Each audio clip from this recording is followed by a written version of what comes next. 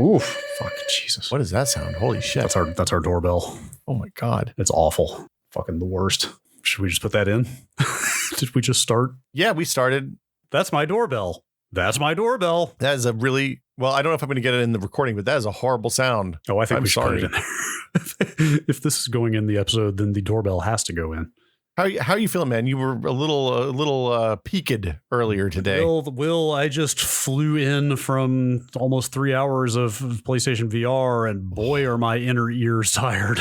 Okay, so PlayStation VR inherently isn't bad, right? Like the Astro game. I played a lot of games that were good. Even that Iron Man one where you fly around worked really well and played smart. But I bet you played something that did not play smart.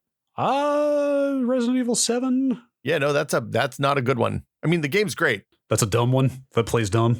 Look, when you're a VR developer, you have two ways to go. You can be thoughtful and you can build a piece of software that respects your users and is not designed to make them feel bad, or you can choose violence. And Capcom chose violence with Resident Evil 7. Dude, that game does violence to the player in every conceivable way. I mean, if you've played it, not only does it force you to visit grievous bodily harm on yourself over and over. Look, I was too scared to play it. Really? I'm not like on a screen. I was too scared to play it.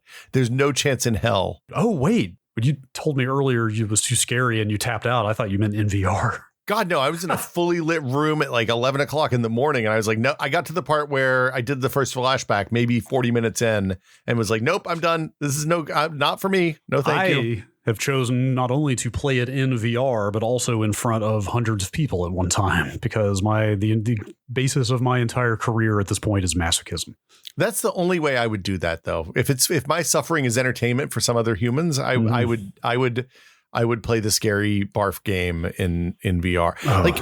Like I don't know. That game's really frustrating to me because it's a really well-made game and they just ignored all of the best practices for VR development. We're like, okay, here it goes. Here's the thing. So I'm justified in I did. It's been almost 3 hours since I got out of that headset, and I still feel queasy. No, that's not your fault. It's the choices that they made in development of that game. And realistically, it's probably not even the developer's fault. It's probably that somebody signed a business deal and was like, hey, you got to make a VR version now. And they didn't give them any extra resources.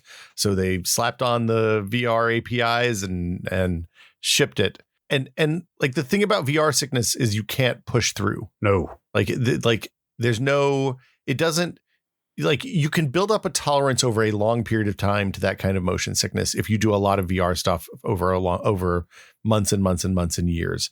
But like, you're not gonna, if you start feeling bad and you go for another hour, you're not going to suddenly be okay with the amount of bad you feel. You're just going to keep feeling worse and worse and worse. That's basically exactly what happened. Yeah. And here we are. It's unpleasant. Norm almost ruined himself one extra life. Oh, no. When he was playing on one of the Oculus dev kits, Euro Truck Sim, which was also it was a bad implementation before we knew how to make good implementations of that kind of game. But like you could stick your head around to the left and it would skew your camera perspective. Like your driver was leaning his head out of the window to look behind him. And that one even like, look, I could play VR games on mobile headsets in the back of moving cars with no problem, but that made me feel not great. So yeah, I'm feeling sicker just hearing about it. Follow the rules, man. That's all I say. Yes. Also, you started to say something about PSVR on the PS5 before we started, and I was going to address it, and I've forgotten what it was. Yeah, when I got my PS5, I got one of those dongles that you went to a website and put in your serial number, and they sent you a dongle a few days later. But I haven't actually plugged it in, and I was curious if like some of the PS4 games that I play on PS5 seem to play better on PS5 than they did on PS4, and I wonder if that's going to be the case with the PSVR and PS5. I can tell you almost certainly no. And the reason for that is that they did not extend the PSVR API or libraries to PlayStation 5 SKUs. Those libraries literally do not exist. They actually had to come out and address this shortly after the PS5 came out. So it's just straight back compat. Like, you know how they show up in the interface as a PS4 or a PS5 game by designation? Yeah. So games that are designated as PS5 games literally cannot access the PSVR hardware. Well, there you go then. So you can only play backwards compatible PS4 games, meaning they are most likely exactly the same. So does that mean that like the PS4 games like Ghost of Tsushima that I played that look better, it's only because they made a PS5 enhanced version? That's a complicated one. Ghost of Tsushima. So any game that typically had like an unlocked frame rate will actually, enjoy benefits from having an uncapped frame rate. Like it'll run smoother than the PS4 version did by virtue of being able to hit higher frame rates due to brute force power, right? Yeah. Some quote unquote PS4 games with unlocked frame rates ran better automatically. Others had to get patches to be PS5 games. Some got both. Great. But VR games, I would assume VR games are like performance tuned so tightly to run on that headset that they're probably exactly the same. Well, I was going to say that is the one thing that Sony did a really good job on is I don't think I saw anything that made me feel hinky because of VR, because the frame rate was bad. It was mostly because of poor choices in the movement. So if there's anything you want to avoid in your PlayStation experience, it's the VR hink. Man, nobody wants that VR hink.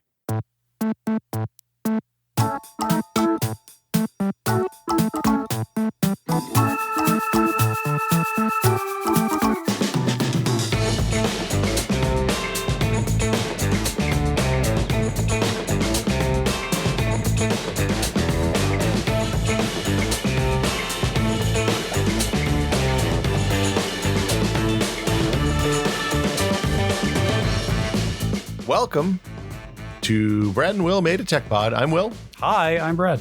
Hey, Brad, how you doing? I'm doing well. Do you know what time it is? What time is it? It is the best time. Oh? It is the very best time of them all. Is it the most wonderful time of the year? Look, I felt as I was getting dressed today, I was like, I need to get a special shirt for these most special of episodes. Whoa. It's a ranking of. Oh, what? What shirt? Wait, what's I can't see your mic is in the way. What is the special shirt? I don't have the. I said I need to get one.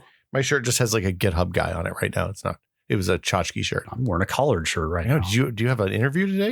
That's how official this ranking is going to be. I thought you were going to say at Applebee's. We'll see how things pan out. Okay. Get back to me in 6 months. I thought you were going to say it's time to start putting up the decorations. No. Well, I mean, we ordered turkey.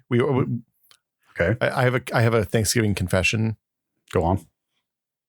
Last year we did our normal Thanksgiving stuff, even though it was only the three of us here. And it was a shitload of work. And my daughter was off all week. And I ended up spending basically Friday with her because the other 4 days we were either cooking or eating or cleaning the house or doing all this other stuff. Wait, you mean all those years that I came to your house for Thanksgiving, you guys were putting the better part of a week into pulling that off? No, it wasn't that much. But when you with the kid, it becomes a little more complicated. I was starting to feel really guilty about the single bottle of wine or bag of King's Hawaiian rolls that I brought to those things. That's the deal. We invite people to come and like we're love to share it's like I love Thanksgiving. I should have brought at least 2 bottles.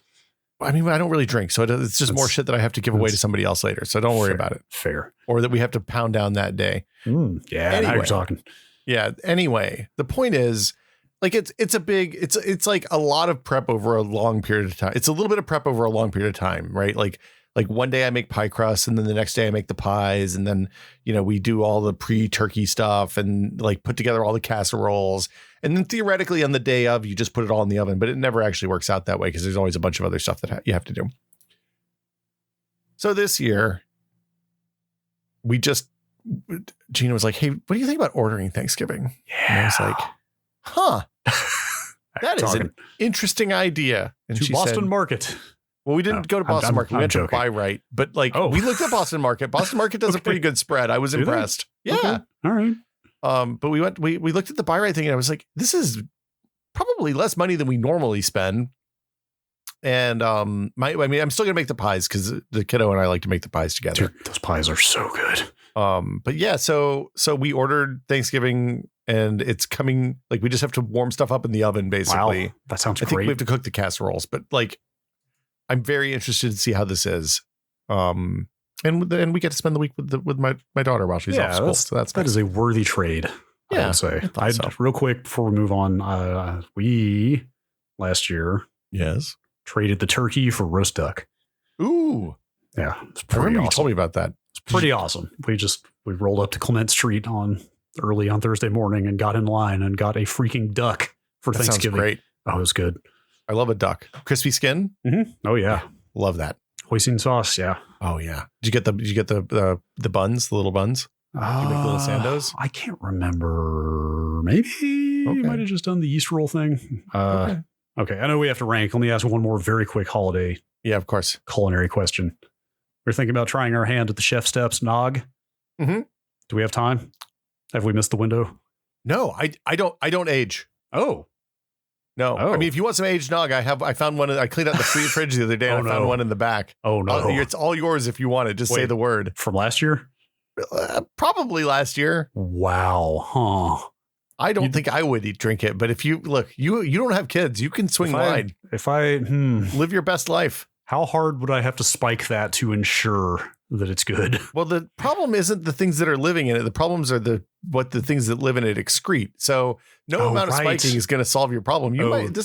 Is it one of those where it's not the bugs, it's the bug's poop that does it? The bug's poop is what kills you. Oh no. I mean, this could be like a Homer Simpson situation with the chili though. You could see through time. There's all sorts of options here. Maybe we should just make a new batch. I mean, the new batch is the safe way to go. So you don't age. Interesting. I don't age. Okay. I don't have enough fridge space to age them out. Last year I made 4.5 gallons, I think. Wow. Because I give a quart to everybody. Like everybody gets a quart, basically. Yeah. I used to just give pints, and people were like, "Hey, man, you got any more of that nog?" Can I confess the reason that I want to make our own nog is because you don't want to have to ask me if you want any more of that. You got any more of that? No, nog? I wouldn't do that because other people need their nog too. But it was so good that we rationed it last year. Like we had to think long and hard every time we poured some. So there's not much of this to go around. We got to make it count. If you have a sous vide, the thing to remember is every glass of nog is basically like a bowl of ice cream. Mm-hmm. In terms of caloric load. That's fair. The other thing to know is that once you get midway through the second quart, you're going to be like, oh, I've reached the nog of sadness level. Oh, no. Nog is a thing where a little bit goes a really long way. And I think that having the less amount kind of aids its desirability. Now, let me ask, are we talking in one sitting? Oh, God, no. No. I mean, Like I'm talking about through the season. Through the season. Interesting. Okay. But if you start at like Thanksgiving, usually I start like the 10th of December. So if you start at Thanksgiving, that like 2 quarts might be the right number. Okay. It's a very easy, like you have to separate the eggs, which is the only hard part. You want to make sure you strain it before you put it in the jars because like there's little bits of cooked egg in there usually, and they're gross when you're drinking it. Ugh. But yeah, it's not a hard thing to make. If you have a sous vide, especially, it's really easy. We have a hand-me-down Anova, I think is the one. Those are great. We've never used, but it was gifted to us from some family member who doesn't use it anymore. It's really nice for canning. We use ours all the time. Mm-hmm. It's a handy thing. But like, yeah, that's perfect. So yeah, I highly encourage everybody to make nog. The one I do is the Chef Steps recipe. I don't put the rum extract in it or the almond extract, whatever the extract they recommend is.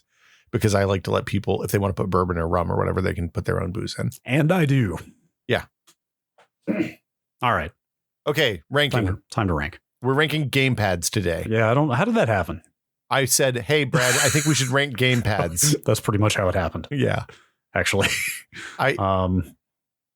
Look, this is going to be divisive. We should get this out of the way up front. Well, I mean, you instantly just said what your number one was, and I said that's the bottom of the list. So. What did I say? Hold on. Should we spoil it or? I can make a pretty good argument in favor of it, but let's get through the rules first. I think we should establish the rules. Yes. Last time we ranked something, we ranked. I am even now struggling to define exactly what it was. PC upgrades. The top PC upgrades that have made life easier over time, or something along those lines.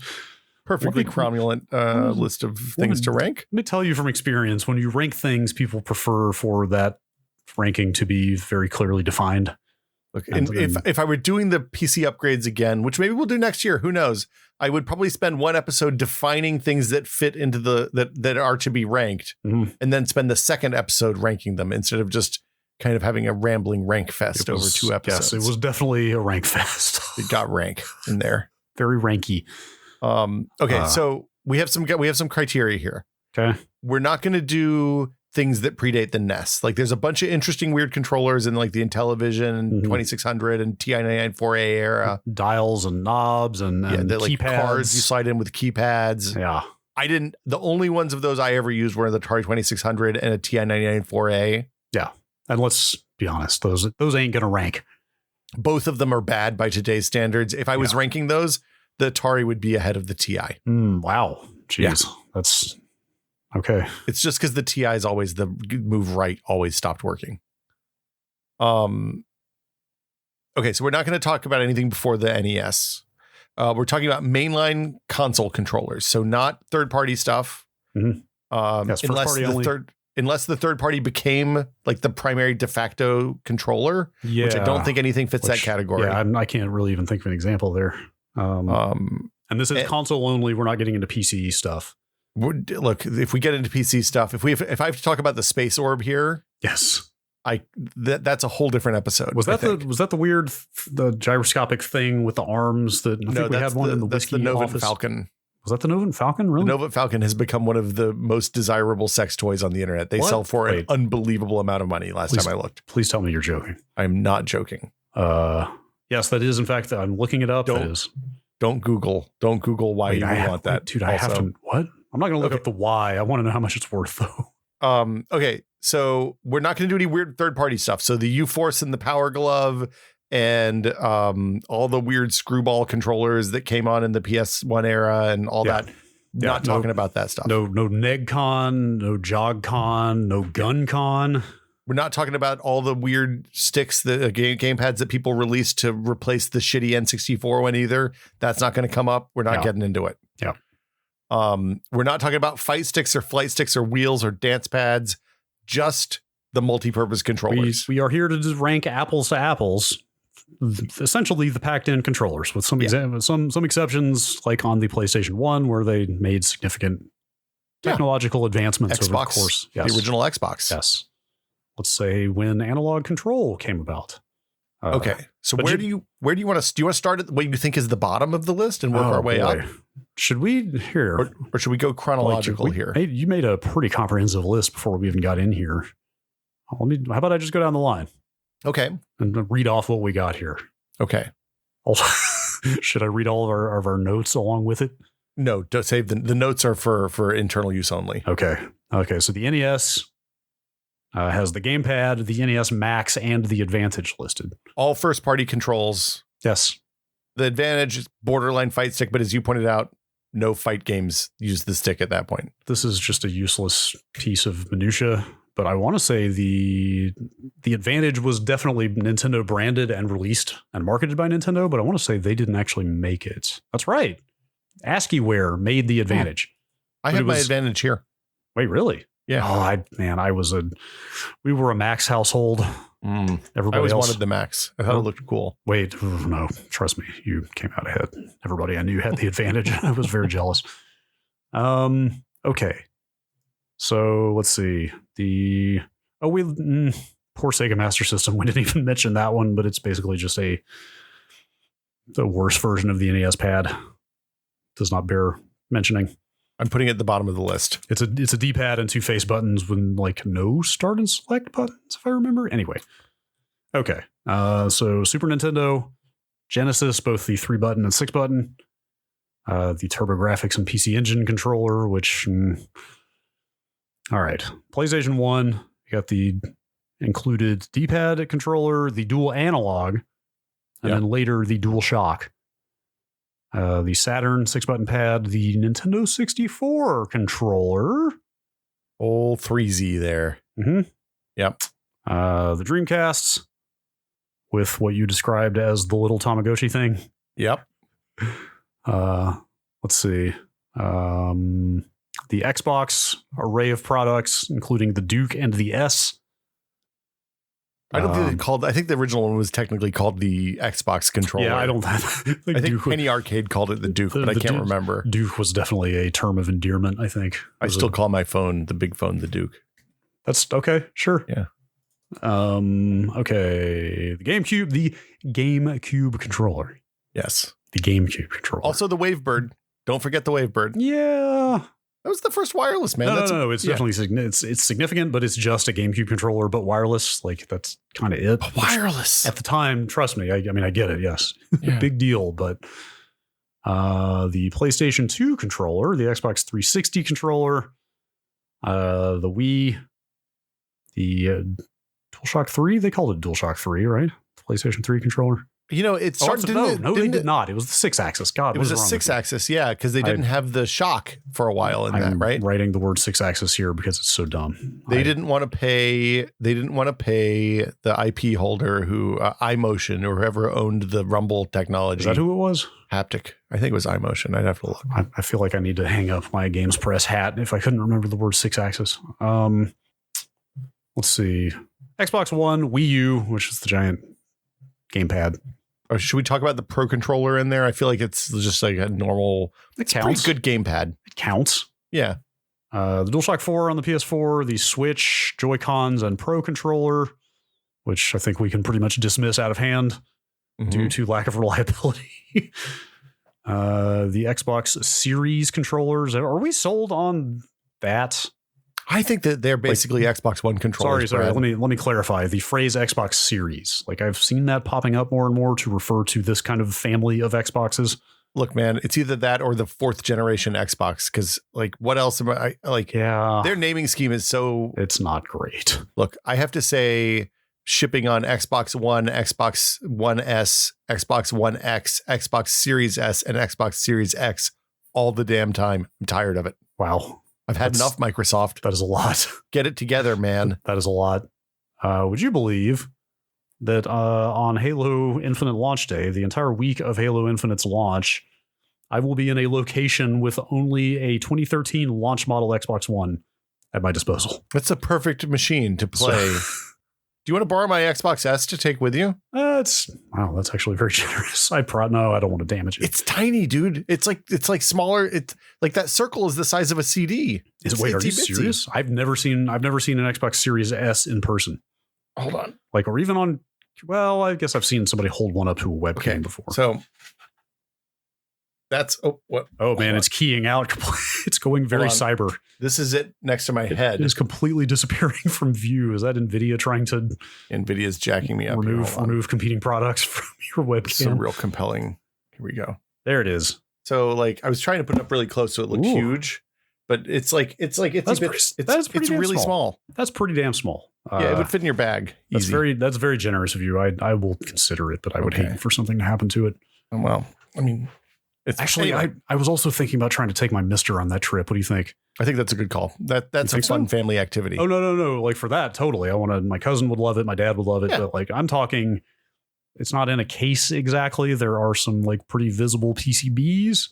I just put my carry-on. I was definitely planning to do that. I don't know how TSA is about like exposed circuit boards these days. It's probably fine. Okay. Yeah. All right. I mean, take a shipping envelope, shipping label printed so you can chuck it in a FedEx box if you have to. Yeah. Anyway. Sure. Yeah. Okay. The Xbox Series controllers and the DualSense. Do we feel like the Xbox Series controller is distinct enough from the Xbox One controller to consider it a separate controller? I think this is the first point of contention. It is a really minor incremental upgrade, but it is an upgrade. I mean, it's mostly in the feel and the kind of. It's matte. The triggers are matte. Yes, it's like that. I love the texture on those triggers, though. It's like, very good. It feels like the same triggers, just different texture. I've got one right here, and I'm touching that texture right now, and it's very. I know pleasing. It feels really nice. Okay, so I'm pleasing on the fingertip. I don't like the D-pad on that thing. Okay, I'm going to stop talking about this finish. Yeah. Okay. So I'm going to make a numbered list below the thing now. Okay. And we're going to start putting controllers on from worst. I think we can put Sega Master System down toward the bottom, right? Yes. Well, we should say this is like a top 10, right? Are we going to just do a top 10? Let's do a top 10. Okay. And everything that's else a smarter choice. Everything that doesn't make the cut will be banished to the dustbin of history. Oh, man. Okay. I feel like DualSense is definitely on the list. Probably.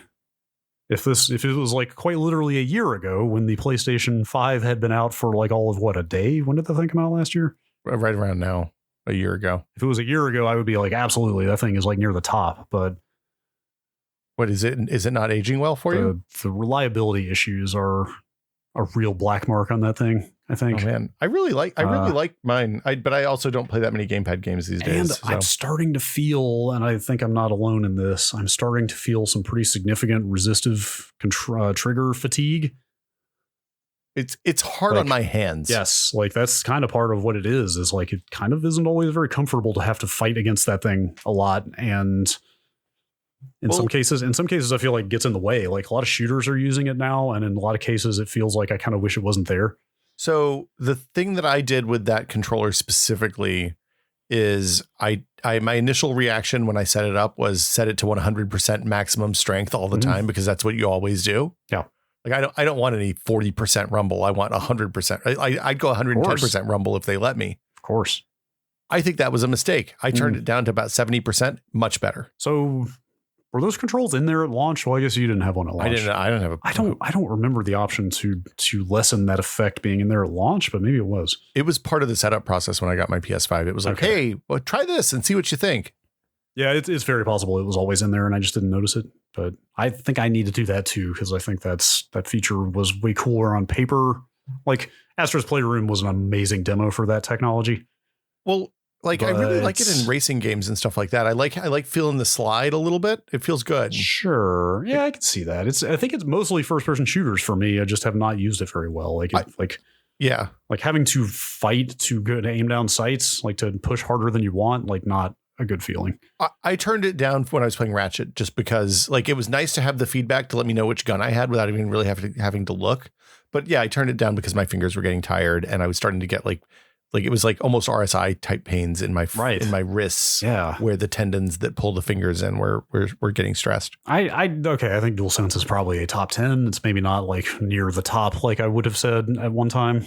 I think we can work on that, but I feel like the resistive trigger is like I feel like the fact that we maybe set them too high, or maybe they defaulted too high.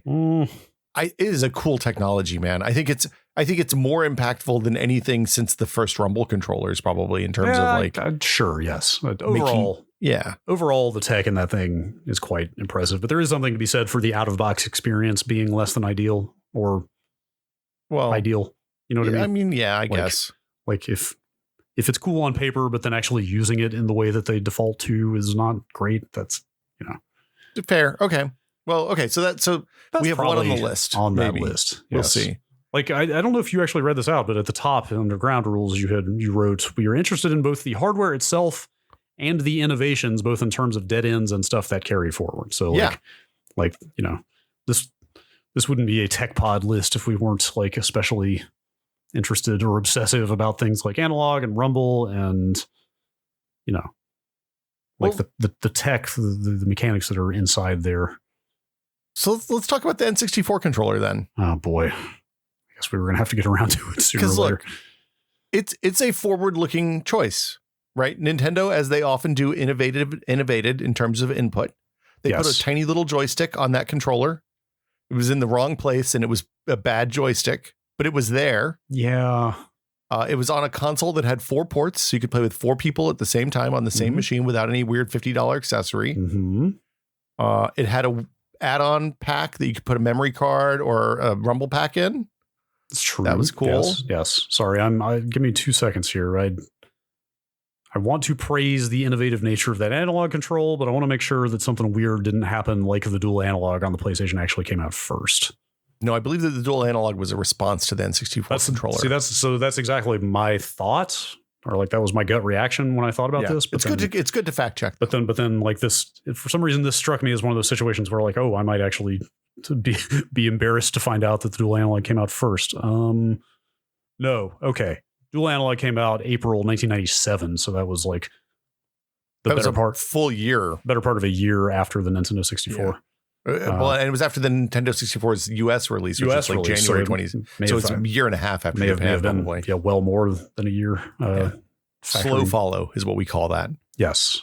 Honestly, in my mind, like that is the first example of Nintendo doing what Nintendo went on to do with every damn piece of hardware from then on, right? Which was like plucking some weird, obscure technology that was not really used in games and making their console based on it.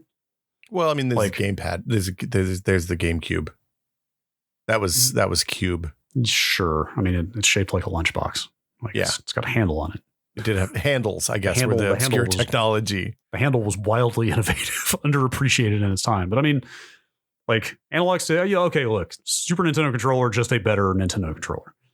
As much as the Super Nintendo was the best console ever made, like it's just a better. Hang on, I'm going somewhere with this. Yeah, we'll yeah, get back go, to this. Go. Do your talk. Super Nintendo controller might definitely rank here. But like analog stick, like nobody was doing analog at the time, Yeah.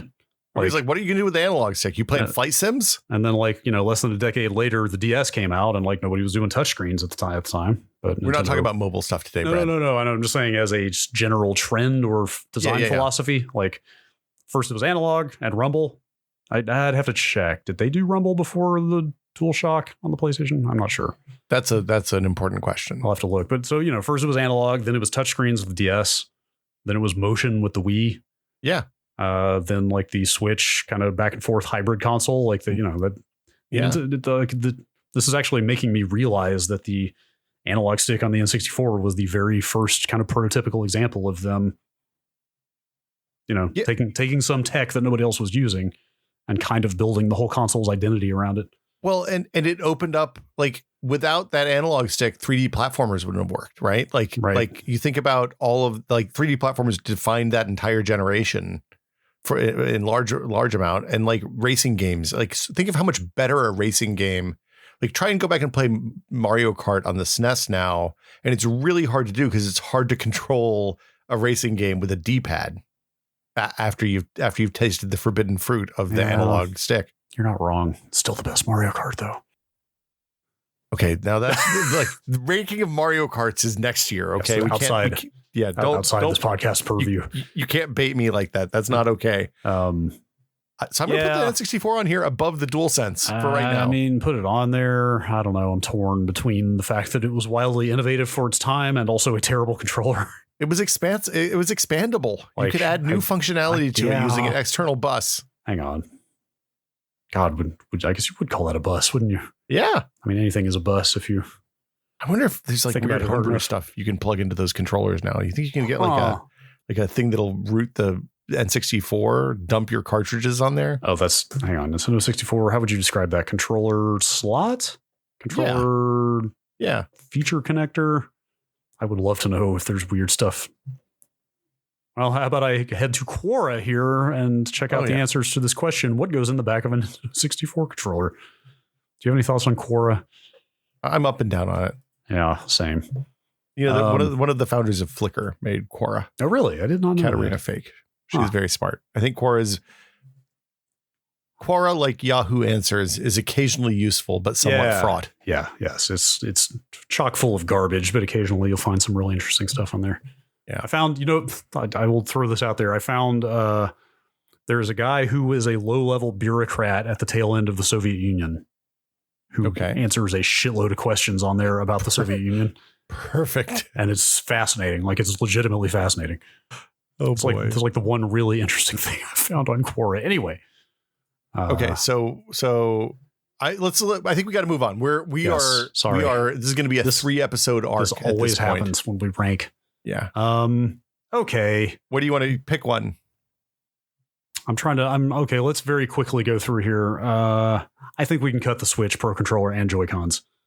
They both have reliability issues, and there's really nothing that unique about either one of them. 100%. I couldn't agree. Like, I've switched so many Joy-Con sticks at this point. I mean, that alone is just hugely disqualifying, and the D-pad is awful on that Pro Controller. Well, the D-pad's awful. Like, there is no D-pad on the Joy-Cons, and so many of their games require D-pads to work right. You're right. Yeah, you're right. Yes, that's the Switch controls. I am going to. Are you going to exit out? You're going to strike through? Employ my advanced Google Docs keyboard shortcut knowledge and strike it through. See you in hell, Switch Pro Controller. Okay. It does have USB-C, though. That was nice. Yeah, I guess so. Shout out to USB-C. Sure.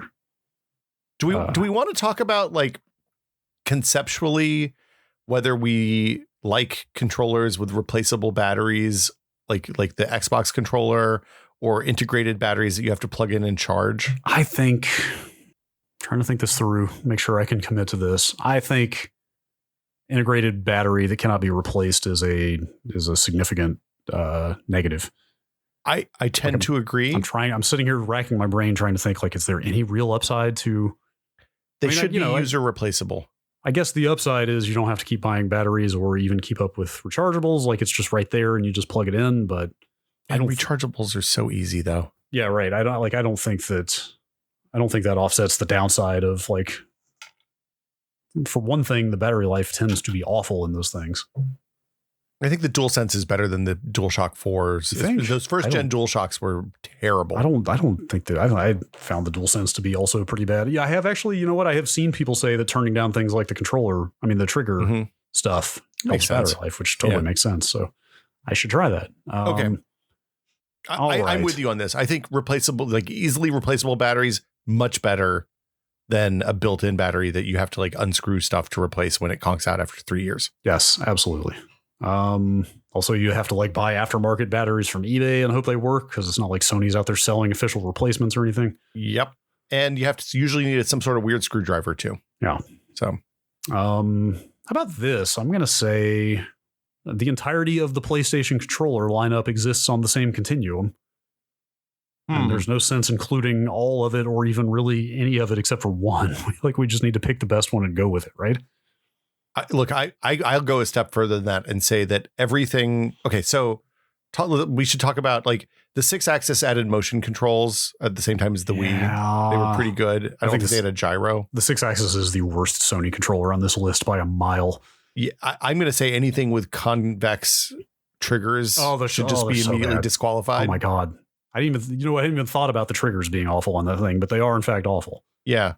It didn't have analog trigger. Was it one of the consoles in that generation? Was it the Wii that didn't? The Wii Pro controller didn't have. Yes, the Wii's shoulder buttons and triggers are all digital. They're all digital. Yeah, that's so. We should nix that one too. Probably. Oh, anyway. There are kind of a lot of people out there that really like the Wii U Pro controller as a PC controller, though. That's an interesting choice. But I guess, yeah, you're right. I think the Wii U Pro controller does not rate here. 6-axis definitely does not, because they use the motion controls poorly by and large. Yeah. And it dropped Rumble for business reasons, not for any like good user facing reasons. Because Immersion had the patent and they didn't want to pay Immersion. Yes. And that thing felt like incredibly cheap and flimsy and like too light because it emitted the rumble. Like, it just felt like it was going to break in half every time you used it. Well, and then midway through, like my PS3, my PS3 is the Metal Gear one, and it came with a DualShock 3. Yes. Yeah. So, do you know, actually, we probably have to dig into some history to figure this out, but they're the only ones that dropped Rumble. I'm trying to figure out, like, everybody else was still shipping force feedback in their controllers. Everybody else ponied up. Oh, they literally just paid the fee? You just paid you paid to license the patent. Yeah. Was it really that bad then? Well, look, Logitech. Sony just cheaping out then? Well, I think what may have happened is that Sony didn't have the agreement. Like, I feel like Immersion got bought by Logitech at some point in there. Okay. Because remember, Logitech made those force feedback mice for a little bit. Yes. And or Rumble mice, whatever. They weren't force feedback really. Rumble mice. But I don't know. I don't know what the deal. I don't know what the business arrangement was. At some point, Sony was like, "We're not going to pay your blood money anymore, Immersion." And then they shipped a console with a controller that everybody hated, and had to make a new controller like a year or two later. Yeah, that just makes it even worse if they just like a company the size of Sony just didn't want to pony up. So then everybody had a garbage controller. The one thing we should shout out for that Xbox 360, PS3, Wii generation is that's when everything went wireless. Like, wireless is a big deal. Right. So like when you said like the Wavebird was a big deal and I kind of minimized it, like in retrospect. Well-known bias, I know, yeah. Well, first of all, it's a GameCube controller, which makes it terrible by default. But I'm not taking this bait yet. I'm saving it for later. But yeah, like that's why it was a big deal, obviously, at the time. Like, wireless controllers at the time, I remember Ryan like fucking evangelized the Wavebird nonstop. Like, he would never stop talking about how good the Wavebird was. That was a man who did not like to be bound by cords. No, nobody likes cords, it turns. But everybody was skeptical when Microsoft brought the Xbox 360 around. And we're like, hey, look, man, remember wires? You don't need them anymore. No. Everybody was like, you're out of your mind. I'm going to buy a wireless controller with my Xbox 360 pre-order. And I did. I have a wired 360 controller still. Right. Yes. Because I bought one that has the wire ground into the thing. Yep. I've got one too. Yeah. Yes, that was a huge innovation. So let's see. I think, okay. I didn't spend any time with the PS1 controller. I think it was probably bad just on assumption of what analog sticks were like in the 90s. Oh, did you mean the pre-analog? Or like I've spent maybe 15 minutes playing PS1 games in my entire life. Oh, wow. What? Yeah, I didn't play them until most of the stuff that I played that was a PS1, I played in back compat mode on a PS2. Jeez, so are you just going to go ham when the Mr. PlayStation 4 comes out? That's I've been waiting for so long to play some of those old games. That is a lot of they made so many PlayStation 1 games. Yeah. It's like a SNES-sized library that I've never touched, basically. Granted, most of them will abrade your eyeballs when you look at them these days because of those god-awful swimmy vertices on the polygons and lack of perspective correction on the texture maps. It's really a mess, but when I'm playing Inscription and it's in that first act, I have no memory. I have no like nostalgia for that kind of graphics era. See, Inscription is a good version of that, though. Like when you see the genuine article, I don't know. Some games just, I don't know. Some people find it charming. I do not. It'll be a voyage of discovery for me. I actually saw the guy who has picked up development on the PlayStation Core on the Mister. He didn't start it.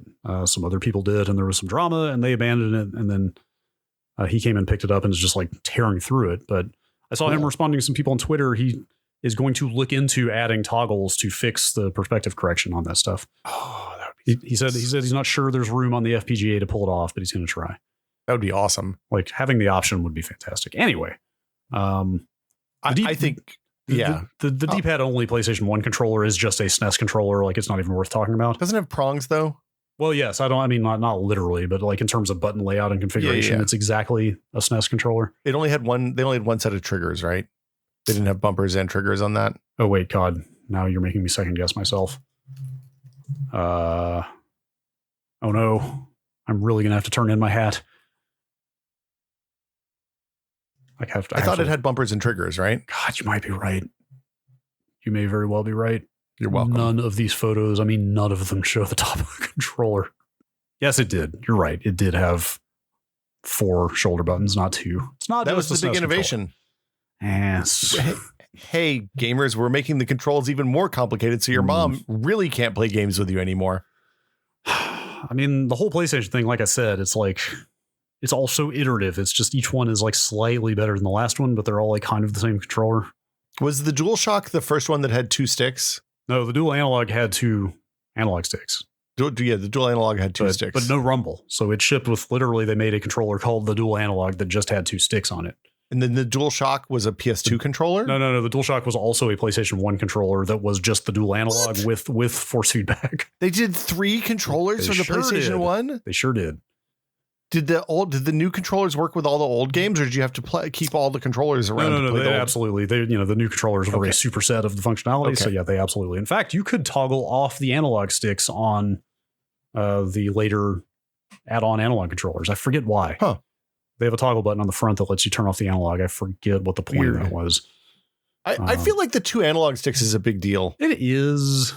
Yeah, actually, when you put it that way, like that really did kind of define what modern analog, like as much as the N64 was the thing that introduced analog controls. Yeah. Having 2 sticks is what really made it usable and practical and kind of defined what controllers would do with it from then on. So then do we put the dual analog on here? Oh, man.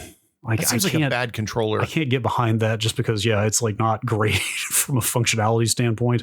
Well, we've cut a lot of stuff. We only have 2 things on the list right now. Right now, we have the N64 controller as number 1 and the PS5's DualSense as number 2. Yeah, and I have reservations about both of those. And we have 10 slots. Yeah. Maybe we should just do top. Well, we can figure that when we get there. I was attempting to cut all of the PlayStation stuff besides the DualSense, I think. But I actually like the DualShock 4 too. I think the DualShock 4 added touch in a way that was meaningful. And like it took a long time for people like all good weird additions to the space.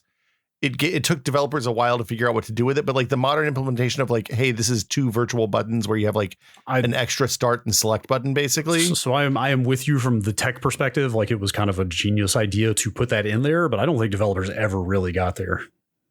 Like I think they could have, most of them could have done so much more with that thing.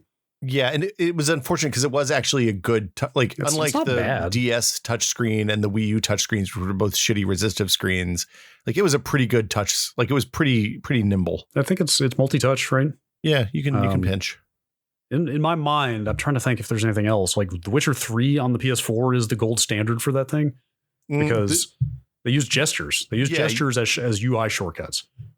A lot of the UB, I feel like some of the UB stuff does that too.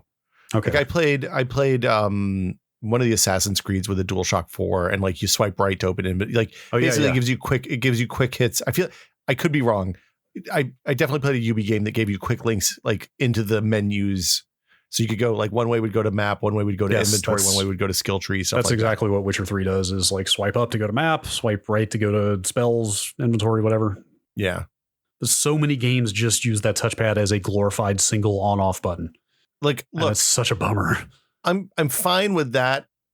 The better implementation is give me two like put the two most common things in that slot. Yeah, if you treat it as like you said, like a left-right button, that's not. Yeah, that's the minimum they should be doing. But I'm with you. I actually really like the shape of the DualShock 4 as well. It is the most comfortable. Like it was my favorite controller of that generation. Battery one, especially the V2 one with the stripe on the pad. Yes. Once they got the battery, that helped the battery life a lot. Yeah.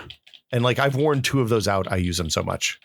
I'm sitting here. The triggers are kind of weak on this thing. Like the triggers remain a bit flimsy on a DualShock 4. Yeah, but Brad, look at this one.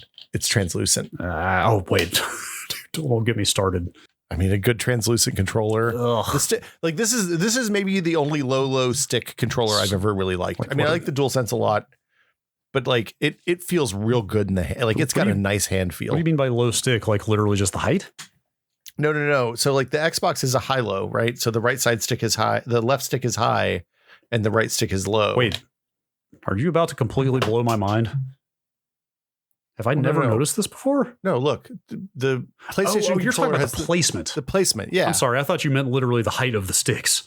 Oh, yeah, the Xbox sticks are always higher too. Yes, you're right about that. I thought you were saying that one of the sticks was higher than the other on the Xbox. No. Well, I mean, you can do that on the Elite controller, which I want to talk about too. I guess I don't know.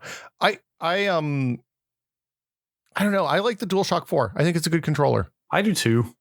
I could maybe see the DualShock 4 and the DualSense ranking, but I'm gonna say everything before that.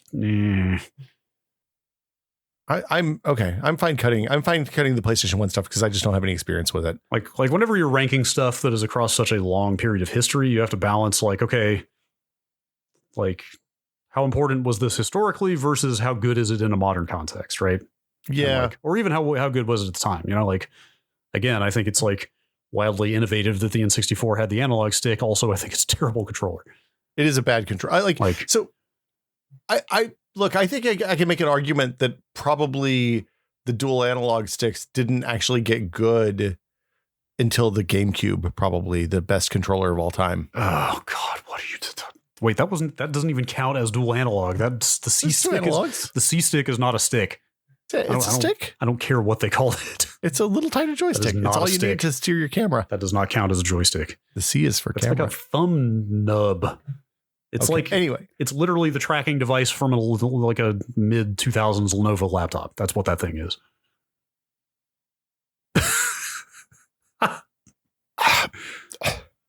Okay. They put a tracking nub on a controller and called it an analog stick. If you would like to see a nub, I can get out my new DS. Was it the new DS or was the new 3DS that had the tracking nub? The new 3DS had the little tracking disc nub thing. Ugh.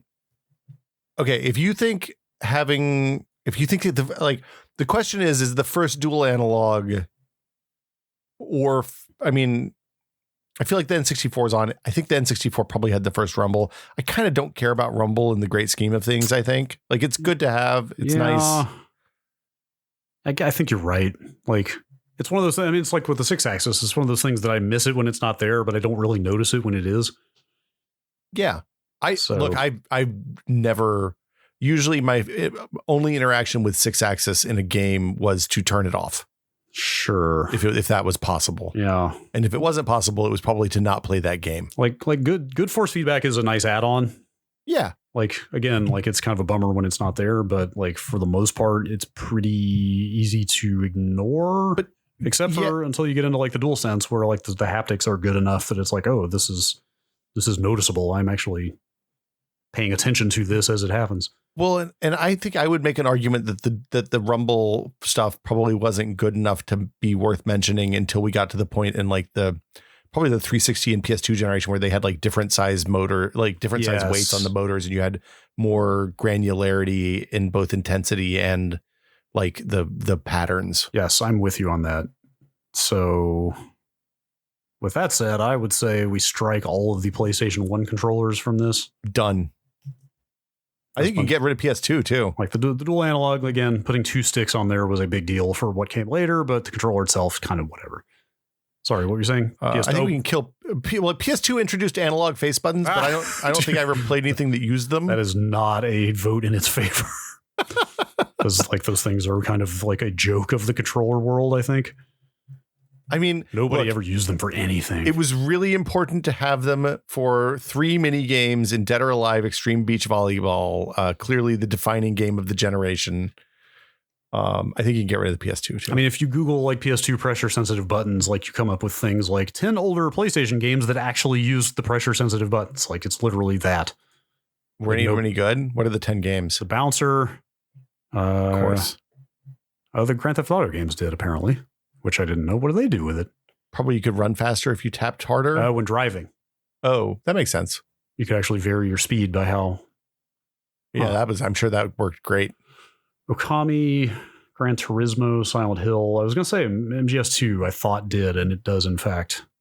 Well, Okami was a PS2 game. Holy cow, they've re-released that game a lot over the years. That game has come out a lot. That's that, that impressionistic kind of painterly art style really get some mileage out of that over time. That was smart. It's a good game.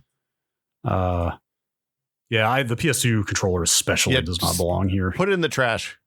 Okay. Let's talk about the Dreamcast for a minute. Poor Dreamcast. Like it's really one of the all-time worst controllers, I think. You think so? I don't necessarily disagree. It looks like it should be less comfortable than it is in practice. Why did the cord come out of the bottom? Can you think of a design or technical reason for the cord to have to come out of the bottom? I mean, maybe they thought people were going to use it in the Southern Hemisphere and they'd all be upside down. It's entirely possible. Like people in Australia were going to flush that thing down the toilet. Yeah. And have it go the other way.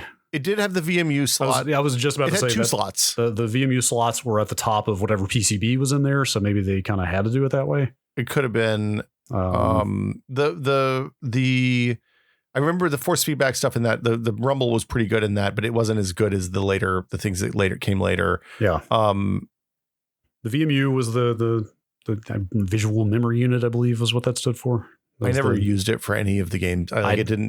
None of the games I played used it. Yeah, I never used it beyond my Chow Garden and Sonic Adventure. I mean, like calling plays in football games was like the kind of stereotypical, like, oh, your friends won't be able to see what play you're about to run. Yeah, but I don't know if anybody ever actually used it for that stuff. Also, it was just easier to obscure your choice by like pushing 6 buttons instead of 1. Like it was a kind of an interesting idea that super did not pan out. The one thing I will give the Dreamcast controller is that somehow it ended up defining the standard face button lettering arrangement. Oh, it's responsible for taking that away from Nintendo? Yes. Nintendo's was the opposite. B, A, and X, Y were reversed, or, Wow. They were how Nintendo had them, and then the Dreamcast came along and flipped them. And then the Xbox adopted the Dreamcast layout, and now that's kind of the standard. Was the Genesis was ABC left to right? I want to say the original Genesis 3 button was 1, 2, 3. And I think they were numbered. I have one of those, which like I would have a whole conversation about the lettering and numbering on controller buttons. I have one of those 8-bit Genesis pads here somewhere. I don't know. It might be in the living room. Am I out of my mind? Maybe. I could have sworn those buttons were numbered, but I'm not seeing. No, I think they were ABC actually. Oh no, you're right. The 6 pad was ABC, XYZ, yes. And the original pad was 1, 2, 3, I bet. The ones I'm finding photos of say ABC on the 3-button pad. Okay. But, I'm sorry. I'm thinking about the TurboGrafx where they were button 1 and 2. Yeah. Also, we can just remove the TurboGrafx pad. Yeah, you can get rid right of the now. TurboGrafx. That is an awful controller. Like it's not great. Also, I think the fact that console shipped with one controller port and you had to buy an add-on to plug in more than one is just like criminal. It's an audio podcast, so you can't see me shooting the bird at the TurboGrafx, but I am. How did people not go to jail over that? You had a TurboGrafx, right? I bought mine when it was on clearance after it had basically died. I bought a lot of consoles that way back then. I think I got it and some games for like $50. I think Sega Master System gets a cut because it's just a bad knockoff of the NES gamepad. Yes, exactly. I got a hot take here. I think the NES gamepad is bad too. I don't think it's amazing. I think it has a pretty good D-pad, but the ergonomics are so noteworthily spectacularly bad with the square corners. Those hard, sharp corners when I go back to it these days are like kind of difficult to figure out how they shipped it that way. I remember seeing those and thinking, and like when they re-released all the NES games and resold the controllers, it's like, why is anybody buying? Don't buy these. Buy something good instead. Buy something that's not going to hurt you. Yeah. I mean, the Max, to its credit, the Max was like kind of nice and ergonomically rounded. It had prongs. Did it? Oh, you're right. Yeah. Little ones, baby prongs. What was the pad under the circle thing? Was it like a D-pad under there? Or was it an analog input? That thing made no sense, dude. To this day, I owned a Max and I can't tell you what it was supposed to be. Like the black ring around the red kind of slidey disc thing. Yeah. You could depress that and it was a D-pad. Like it detected the cardinal directions. And that's all I ever did with it was just press the ring to make it act like a D-pad. Oh man, I had no idea. Like I don't even know what the point of the disc even was. What if the disc was the first analog controller and we just didn't know? It really did not make a lot of sense. It did have turbo, but so did the Advantage. I had the Advantage. Yeah, like I said, I knew multiple people that did, and I was very jealous. It was awesome for like top down like 1942 and stuff like that, like top down shmups kind of situations because you had the turbo buttons. Wasn't great for everything else. Yeah, I don't know if I can see any of the NES controllers making it on here. Cut them. Honestly. Send them away. I mean, again, it's one of those things where like there is historical value there in terms of what got adopted and used later. I mean, I guess the NES did bring the good D-pad. Like that became the de facto for a long time. It did, but if we're going to recognize a Nintendo controller of that era, it's absolutely the Super Nintendo one. I tend to agree. Like 1,000%. In fact, I'm just going to say we should put the Super Nintendo controller on this list. Done and done. Okay, so now here. Do we want to just put on the list and then rate them later, or? Yeah, let's just slap them on there. Okay. Just we have to resist the temptation of like ending up with a list of 10 at the end and then having somebody just go like, this is the list, right? This looks pretty good. Like, hey, let's just run with it the way it is. There's no Alex Navarro's here. Yeah. Shots fired. All right.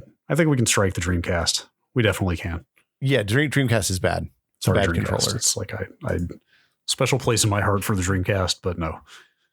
I think the Xbox 360 pad is on this list. Oh, even with the bad D-pad. Dude, you're probably right. I'm going to tell you why it is. Okay. And it's not because of anything to do with the Xbox 360. Sure. It's because it became the de facto gamepad for Windows, for PC games. Sure. Yeah, okay. This is maybe expanding the scope of this list a little bit. But if you're going to roll in the like X input support in Windows, the fact that it just kind of plugged in and worked for everything on a PC, yep, then I 100% get behind this. Microsoft swung their DirectX weight around and said, "Hey, you can use a gamepad on the PC, and you didn't have to bind anything; it just worked." Like it's so easy for developers to implement for the last 15 years. We don't even think about it anymore. I forgot actually what a big deal that was back, say, what was that, a year or two after the 360 came out, probably when that support really started rolling out. So Microsoft started pitching it to press in like 2003 before the Xbox 360 was even out. Really? Yeah. They were talking to you. I had a meeting before the 360, maybe it was announced, about bringing a unified controller standard to PC. I was like, good luck with that, man. And then they did it. Wow. So were they pitching it as like, this will be part of our upcoming console, or were they saying they did not? Nope. Really? They were like, this is going to be part of DirectX going forward. Oh, wow. We're going to make it part of this whole initiative. They didn't say games for Windows then, because that came around the same time. Dude, yeah, man, I remember what a massive deal that was. They're like, oh my God, I can take this console controller that I already own and just plug it into my PC and like games just work with it. Like what? Well, and then in a real stroke of genius, for $40, they would sell you a dongle you could plug into the PC, and your wireless controller would just walk from one room into the other. Yep. It's very good. I bought that thing as fast as I could. Okay, you're right. I mean, I despise the D-pad on the Xbox 360. Oh, it's controller. an all-time worst. It's awful. But I was even going to say, like, in some ways, the 360 has kind of defined the modern controller. I think so, yeah. B, it being the first mass market packed in wireless controller, like packed in, I guess that's actually the real distinction there, is the fact that it was the literal included controller was a wireless controller. Like that alone is a huge deal. Oh, right, because it was a year before the PS3. I forgot they released the 360 so early. Remember they killed the original Xbox, like kind of took the original Xbox out behind the barn. Yeah. Well, it was losing a lot of money, Brad. That's what happens to things that lose money. Yes. I mean, I'm not saying it was doing great, but also, like, that stuff is well documented. I've never read Dean Takahashi's book. I've always meant to about that, but it's well documented how like obsessed they were with beating Sony to market. But so yeah, that thing came out a year before the Wii and the PS3, and it was the first like packed in wireless controller, and that is a huge deal. It also had bumpers. Bumpers were important too. Sure. Like the bumpers, moving the black and white button from the face buttons to making it bumpers means that those buttons were suddenly accessible to people. Yeah, that's fair. Whereas, I mean, the Sony had kind of had that 2x2 shoulder configuration already. But, yeah, R1 and R2. I still don't know which one's which. I've been playing PlayStation games for 10 years, dude, and I still can't remember. I think that's bad every time. Tell me which one is Z and which one is ZR. ZR. I mean, I know the answer, but it's like if you think R1, ZR is the top one, isn't it? No, it's the bottom one. God damn it. Okay, so Xbox 360's on the list. Yeah, so far. I will say the later model with the transforming D-pad was significantly better. I have one of those. I don't think it was better, dude. I do. I think it was. I think they put lipstick on a pig with that. I mean, it was a nice stopgap. It was better than nothing. Yeah, I think that makes the list. I think we can bundle the Xbox Series controller and the Xbox One controller into one category. They are really close. I mean, I'm trying to think. Like the Xbox One, like you've got that here that's got added rumble in the triggers. Yeah. I don't think that was a real killer feature. It's neat. I mean, it's a cool little add-on, but like that thing was very much just an improved 360 controller for the most part. They fixed the D-pad. Yes, the D-pad was fantastic. In fact, I like the D-pad better, I think, on the Xbox One than I do on the Series. Oh, absolutely. The Series has that weird like hex circle thing. They went back to the disc with the diagonals, which I don't love, and also the click. I'm literally clicking it into my microphone right now. Like it's too loud. It's too clicky. It is really loud. Yeah. I like the I like the D-pad on the face. It's not my favorite. I like in that era. I think I like the DualShock D-pad better. I slightly. You know what I don't love about either. This might be a deal breaker actually. The way they changed the shape of the bumpers on the Xbox One and then carry that over, where you can't really press them with your fingertips anymore. You kind of like, you know what I mean? Like your fingers are kind of always poised over the triggers, and you sort of just like tap the edges of the bumpers with the kind of middle part of your digit. You got to do a claw grip so you can get 3 fingers on the buttons. I don't like the way the bumpers. I don't like the way it forces you to press the bumpers with the sides of your fingers. I can kind of see that. That is a little bit of a knock against it. I think overall it is definitely better than Is it better than the 360? I don't know. It added the share button. That was the generation that they added the share button because sharing became important. The Series controller does. The Xbox One. No, the Xbox One does not have a share button. Doesn't it have a? Yeah, I thought. That was all built into the dashboard. You had to pop the guide and hit that's right. X and Y to do screenshots and stuff. That's right. Sony added a share button on the PS4. Sony loves to share. It's about the feeling. That's right. Microsoft was late to the party on sharing. Okay, how do we want to handle the Elite controller is the other question. Because they added paddles, a bunch of other weird stuff. It was really expensive. That was a new innovation. I don't think that really counts here. It's first party. It's like I feel like we're ranking like economy sedans, and all of a sudden like a Mercedes enters the conversation, and it's like come on. But it's a Mercedes from the company that makes the economy sedans. It's like a Lexus. I know. Okay. I'm fine. I'm fine not counting. I think also by the time the paddles came out, my brain was so not plastic anymore that I could never figure out how to use them reliably. Yeah, I never bothered to use, like, it was just a nicer feeling Xbox One controller to me. You ever put that tall stick on there though? What's that? I like that tall stick. You get the tall stick and you get the super long throw. I don't like a tall stick. I like a tall stick. Also, the Elites have had enough reliability issues over time for a controller that expensive that kind of bums me out as well. I think the Elite 1 was fine. The Elite 2 seems to be a kind of a trash fire, though. I've seen the only thing I ever saw about the Elite 1 was like the finish, the outer layer of the controller peeling off. Yeah. But I've seen people talk about the Elite 2 just straight up breaking on them a lot.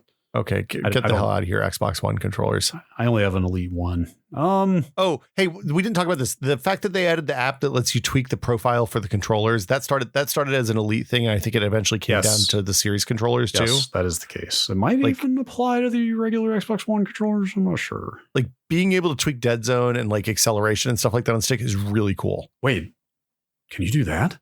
You can do it on the Elite and the Series controllers. I'm not sure about the Xbox One controllers. I knew you could do like custom button layouts and stuff. I didn't know you could tweak the sensitivity and the behavior of the stick. That's huge. Plugging it in and launching the app right now.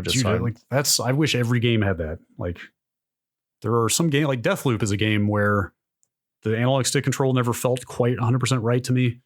Yeah, and I really wished it had like an acceleration curve control or something like Dead Zone adjust in there, and it did not, and that bummed me out. I didn't know you could do that at the system level. That's cool as hell. You have to download the Xbox Accessories app, which I do not have on this machine. Yes. But I'll have it in a minute, and I'll tell you if that is indeed the case for the Series controllers. Yeah, I believe that exists on the PC as well.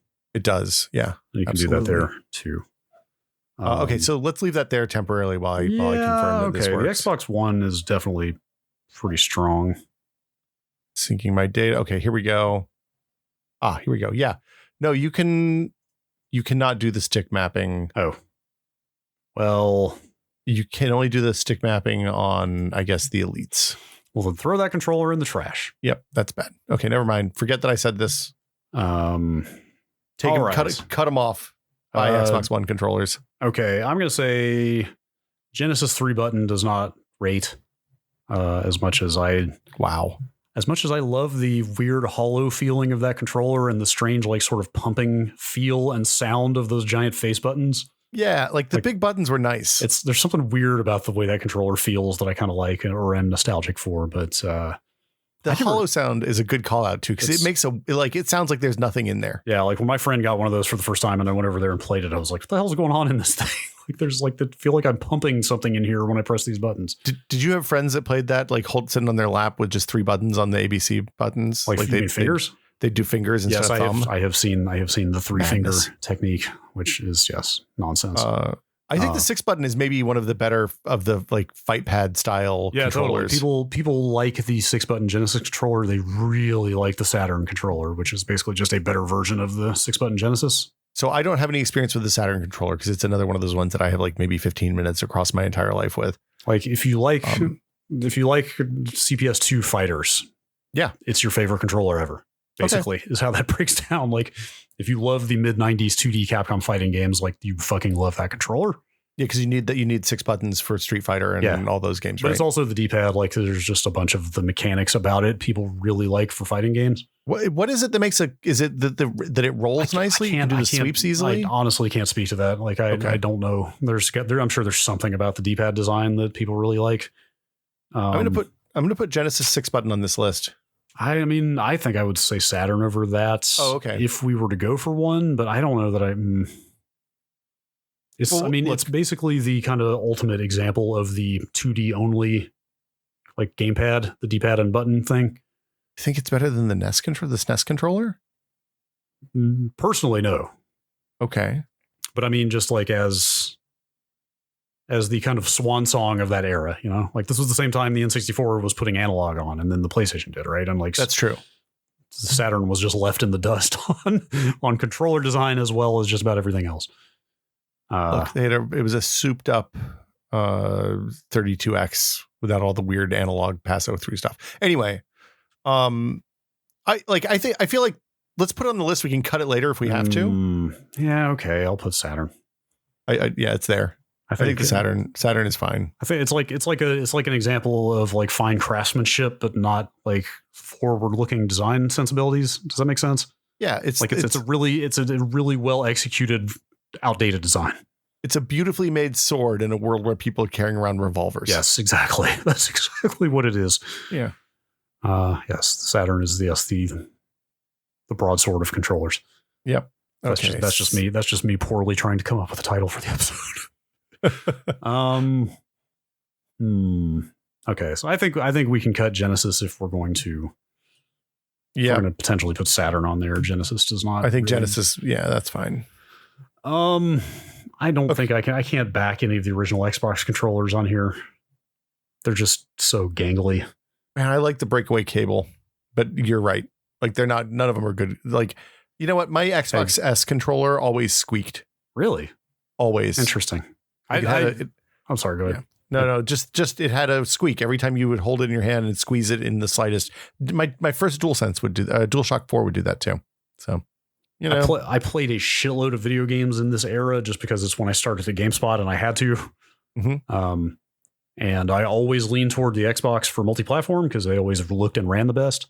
Yeah. And I remember how excited I was getting my hands on the S because it was so much better than the Duke.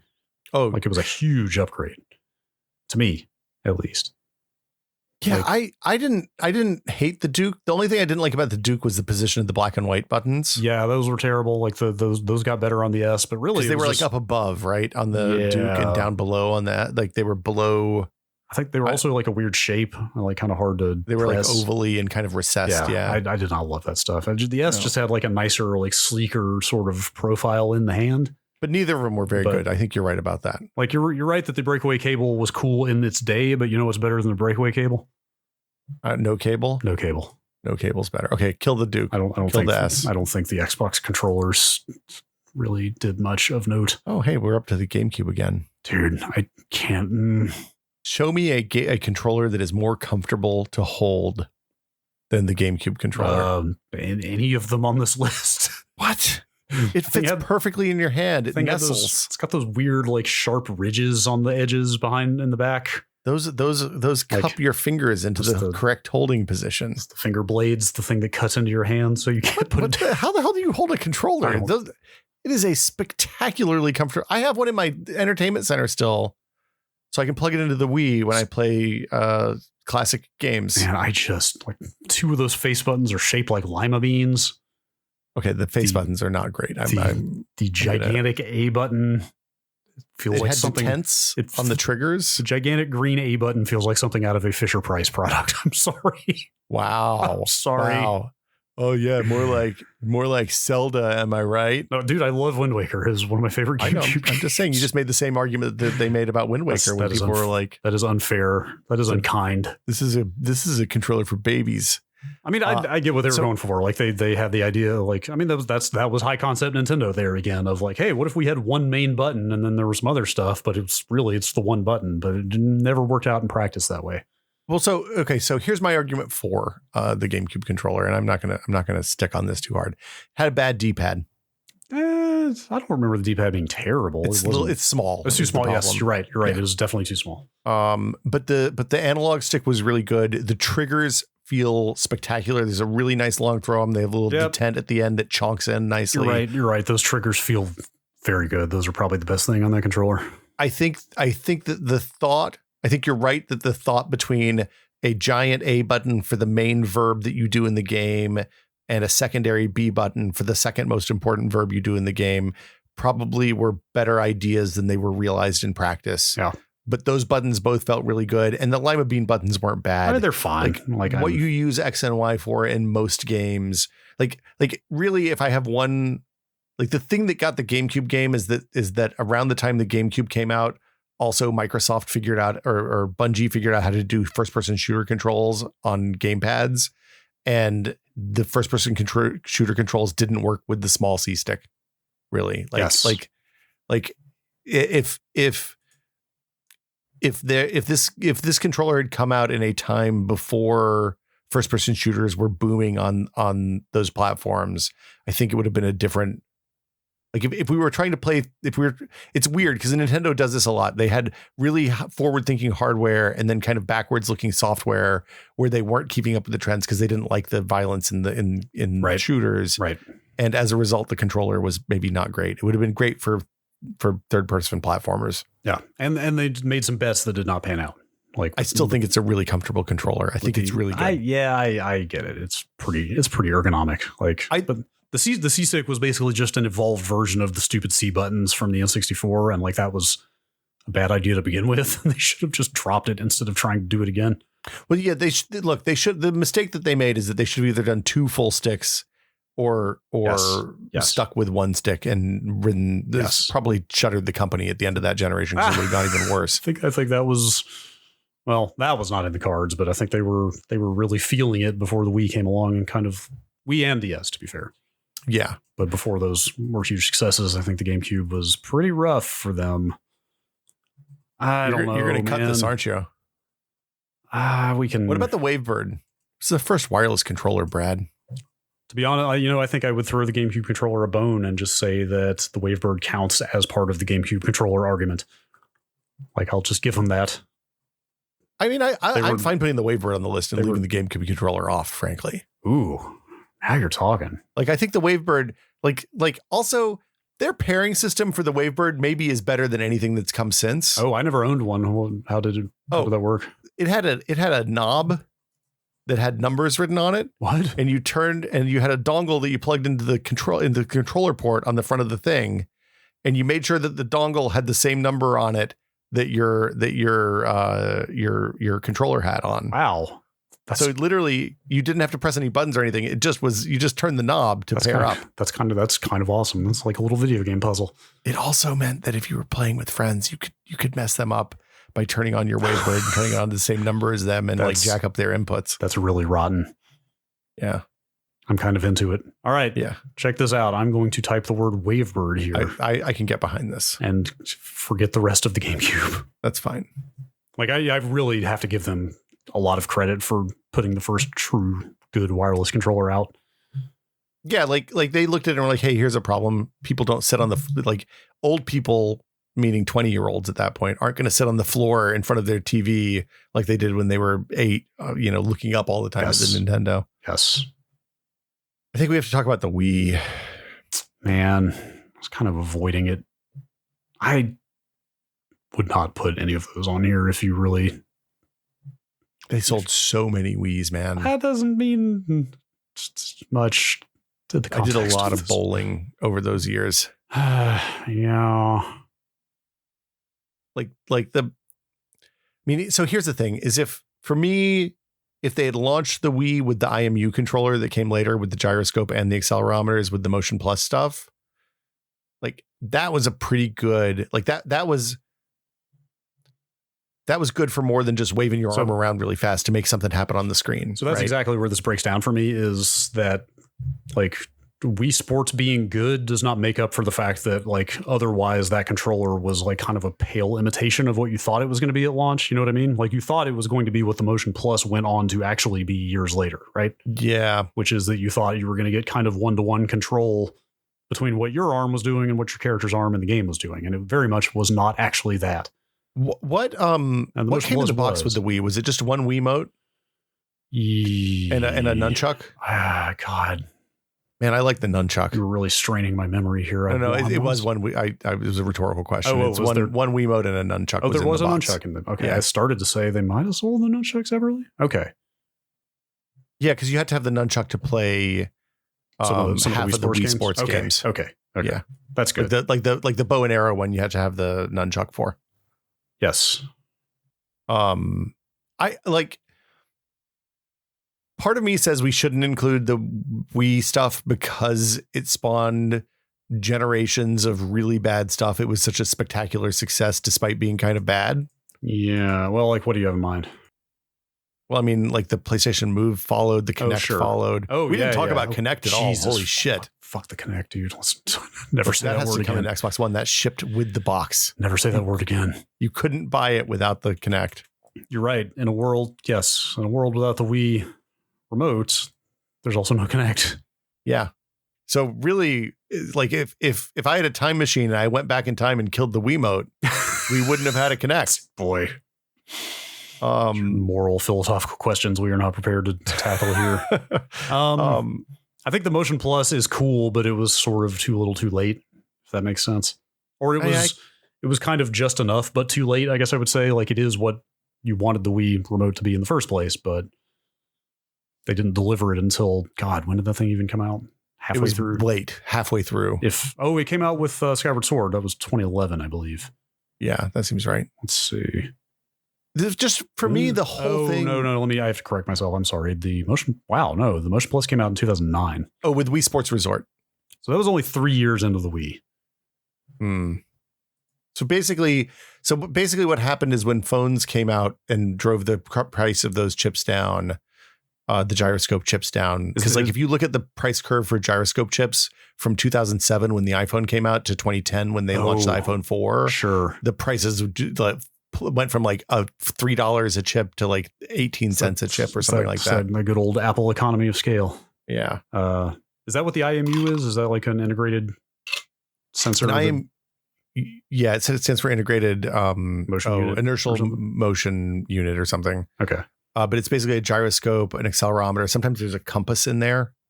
So just more points of data it gives you a closed box way to tell what's moving on a device. Okay. That makes sense. Okay. Thinking about the applications of motion, even after the Motion Plus came, like Skyward Sword was supposed to be the showcase for what the Motion Plus could do. And Wii Sports Resort was pretty good. Yeah, that's true. But it was basically a pack-in for the dongle thing. Like the Wii Sports games were kind of the only true successful Wii motion games. Oh, look, you're going to say that now. People are going to post like 50 games that are awesome because like a bazillion games came out for the Wii. But I'm sure there was other stuff. But there were tons of games where people just tolerated the presence of motion controls rather than like celebrated them.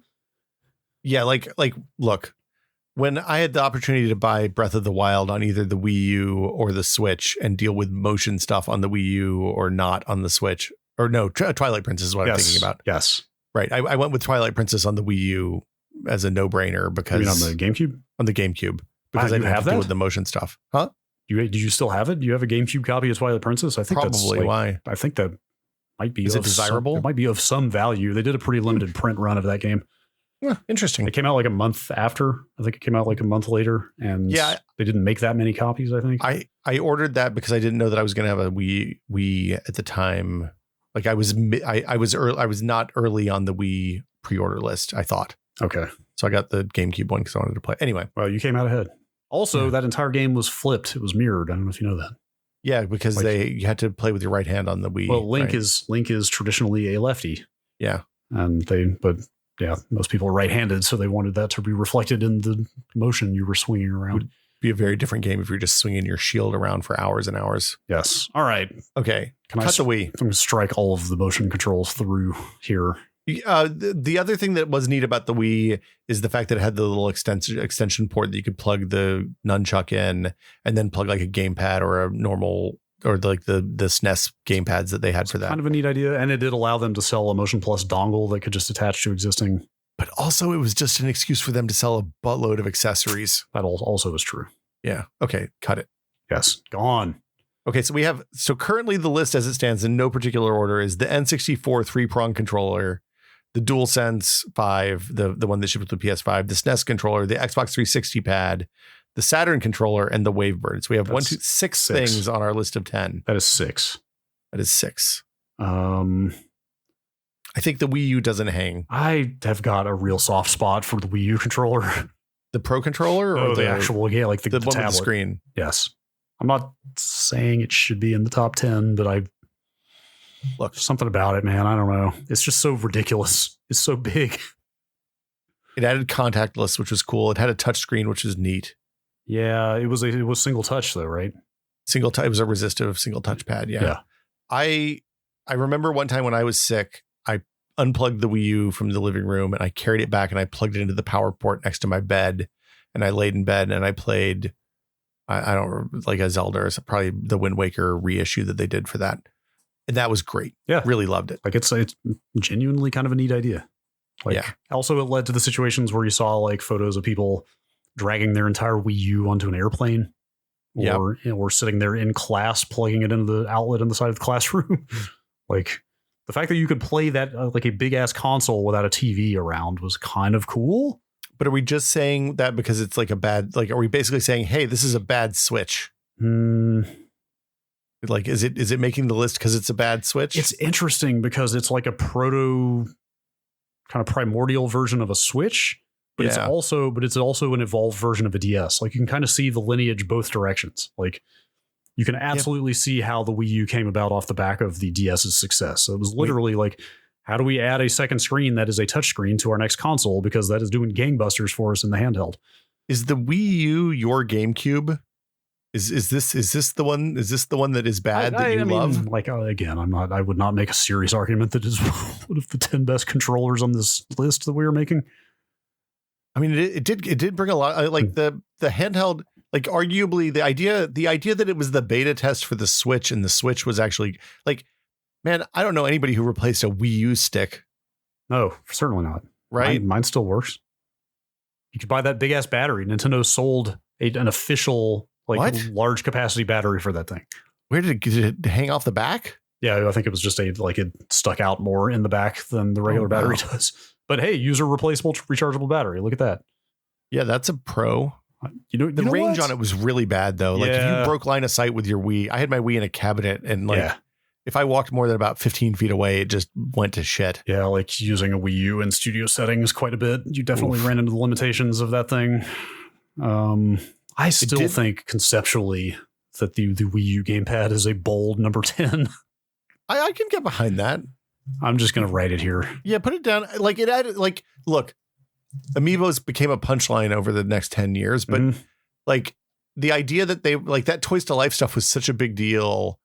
And the idea that like they were doing that and you know what, even that aside, like the stuff that you could do with having everybody watching a TV, but one person I'm still bummed that there were no other games like Nintendo Land that really, really used that in like a couch situation. Nintendo Land was cool because like those games where you had 4 people sitting on the couch using normal controllers and one person was on the pad, like you could do some like it was like proto Among Us in a lot of cases. Like asymmetric multiplayer is generally a super cool concept, and that was a good way to facilitate it. Yeah, okay, I can get behind this. I can put a number 10 slot for the Wii U. I didn't even come into this thing expecting to go to bat for that thing, but here we are. Look, I didn't expect anybody to go to bat for that thing. But the D-pad was good. The buttons were in a good place. It was comfortable to hold despite being huge and chonky. Have we cut too aggressively? Well, I wondered that. Because I don't know if we have 10. Let's see, that's 7. We have 7 things on here. We kind of skipped over we have to talk about the Kinect probably. Oh, no, we don't. That doesn't count. Let's see. Is there anything I would put back? I don't think anything that we've cut I would put back. Yeah, like so much of this stuff is so iterative or evolutionary, like again, like the Sony controllers are just each one slightly better except for the 6-axis, which was actually worse. But like each one was just kind of the same thing, but slightly better. We talk about Move controllers. The PlayStation Move. Yes. I'm trying to think. God, there was no Xbox equivalent, was there? The Kinect was the Xbox equivalent. God, what was it? The CNET trivia buzz-in controllers for the 360. Oh man, I have a set of those. Those are great. I totally also do. My family really liked playing CNET for one Christmas. Oh yeah. Well, you can plug those into your PC and set it up as a Steam profile because it just shows up as an X input controller and you can play like Jackbox and you can't play Jackbox, but you can play other trivia games with them. That's kind of neat. I don't think the CNET controllers make the cut, Brad. I'm sorry. Nope, they do not. Do we want to talk? We haven't talked about the Xbox Series controller. We did a little bit. Talked about the texture on the triggers. It's very good. Like I'm sitting here looking at it. It's got textured triggers. It's got the share button. There's got to be something else about it that's new. Batteries. Well, they all have batteries. You can replace the batteries. What I like about it actually is if you double tap, if you're running the newer firmwares, if you double tap the radio button, the pair button, it'll switch between the two most recent devices it connected to, so you can switch it between wireless on your PC and wireless on your Xbox. Do you know if the Xbox One controllers got that? Nope, they did not. They did not. That is pretty good. Like, yeah, this is almost a whole other episode topic, but the degree to which the modern Xboxes are just kind of turning into PCs is kind of hilarious to me. I think it's kind of all the consoles, honestly. Well, but I mean, real like Microsoft's, like Microsoft's OS UI design chops are like very obviously being brought to bear on parts of that thing. Oh yeah, yeah. Like, did you see the night mode they just added? No. Like, it is almost exactly the dialogue from like a Windows type control panel that you would see to let you can schedule it. Like, you can set a custom schedule or set it against the sunrise and sunset. You can adjust, like, there's sliders for the brightness of the controller light and the console light. Like, it tints the screen. Like, it gives you the orange tint on like, that's literally like out of Windows, basically. It's literally like the night light or whatever it's called in Windows, basically. That's pretty nice. I'm going to put my S in the living room to replace the launch Xbox, because my daughter uses it to play like Viva Pinata and stuff sometimes still. And like, I like, I'm a little torn on the Xbox One. I feel like the Xbox One controller is better. The Rev 2 ones, the Bluetooth ones that launched with, I think, the S. Yeah, the launch model Xbox One controllers were not great. Well, they were only that Wi-Fi Direct, that weird Wi-Fi Direct variant that they used. They did not have Bluetooth. Yeah. They also did not have headphone jacks. Well, actually, like, fucking huge shout out to whoever decided to put headphone jacks into controllers like that. Man, should we revisit like that? The first place I saw that was on the DualShock 4. Yes, the DualShock 4. That was huge for especially somebody with a partner who goes to bed very early to get up early for work. Oh, yeah. Like, being able to just plug my nice headphones straight into the controller I was using and not have to worry about any other wireless crap. Like, so I'm radical innovation. I'm going to get, okay. I don't think we can put both Xbox One and Xbox Series controllers on. Certainly not if the 360 controller is always also on here. I think the DualShock 4 might make the cut, though. Concave triggers, touch, the headphone port. Yeah. That's pretty good. Yeah. You're not wrong.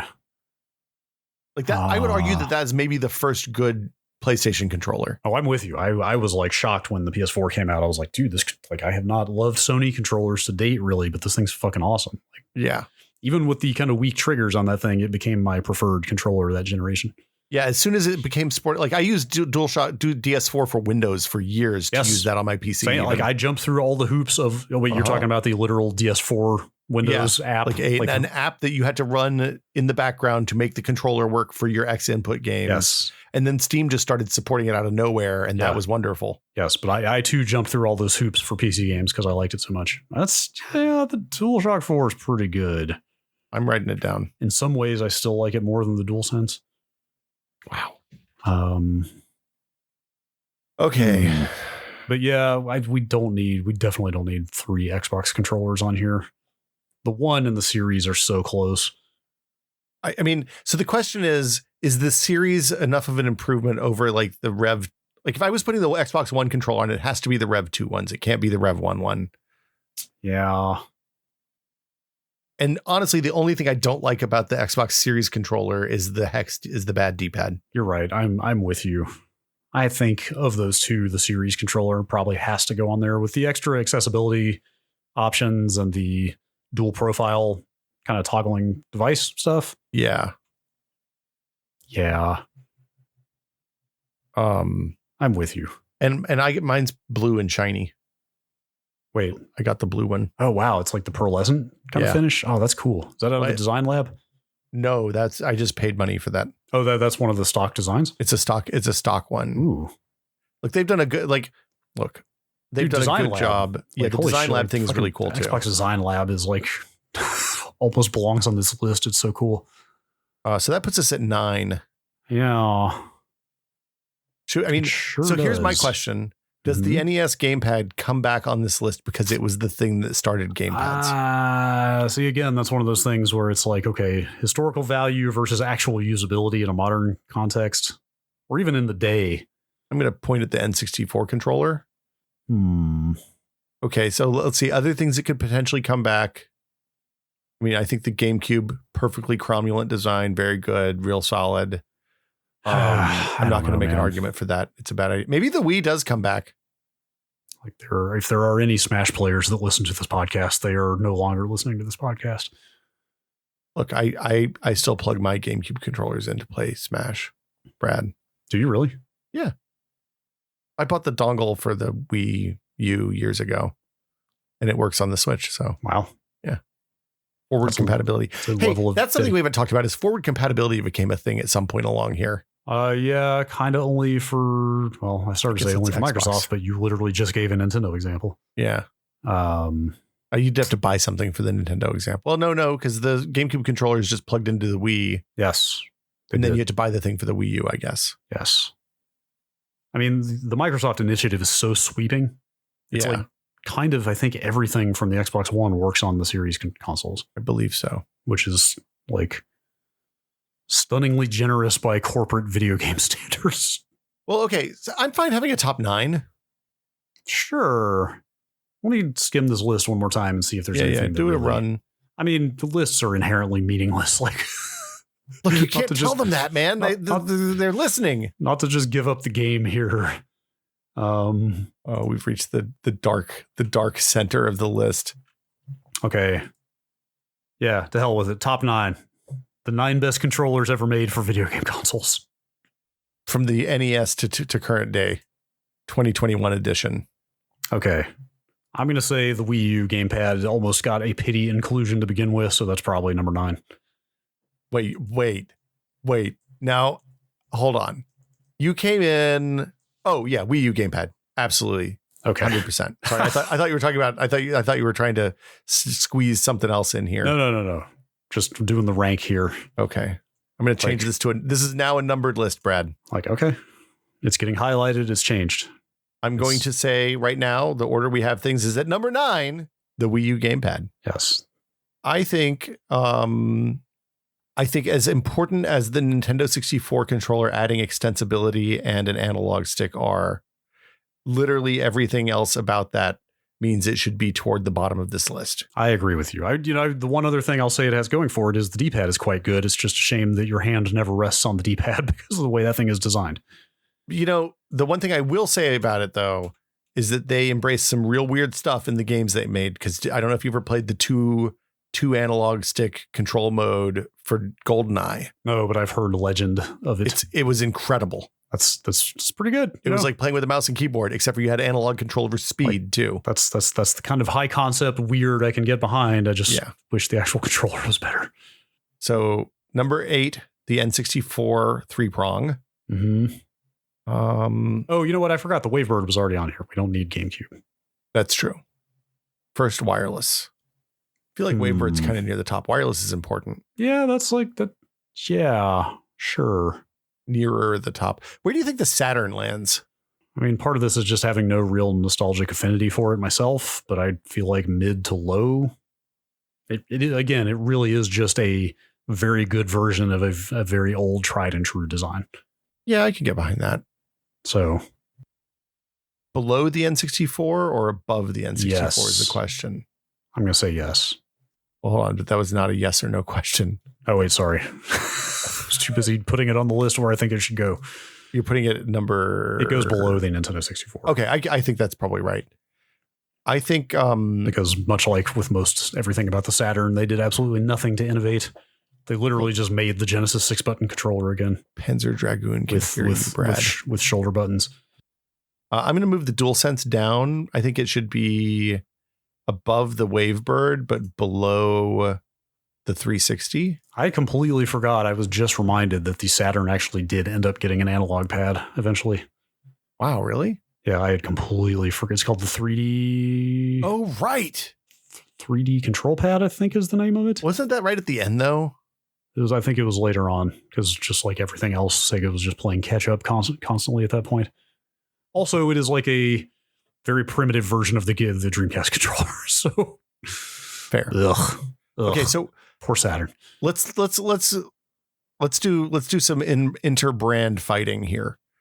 Xbox Series and Xbox 360, which is high, which is low? I mean, like just objectively side by side by today's terms, like Series controller beats the pants off the 360. Well, of course. That goes without saying, though. But the 360 controller was like so historically significant. It brought wireless. It brought bad D-pads to PC. It brought PC gaming to the masses with like gamepads. Good analog triggers.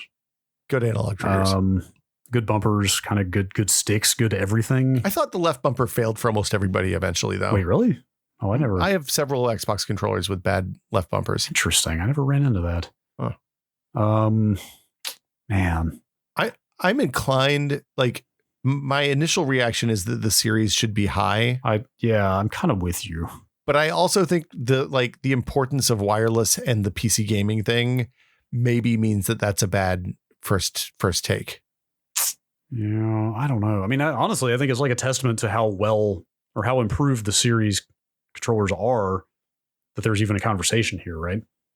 Like, yeah, I mean, that's true. Like Microsoft has really gone above and beyond on like the accessibility, the software side of what you can do with that controller. Yeah, and the dual purpose stuff, like used on a PC, used on your Xbox. So I have a confession. Yes, I still use Xbox 360 controllers on all of the Steam Links in the house. That I cannot get behind. Part of it is that I just have a fuckload of Xbox 360 controllers laying around.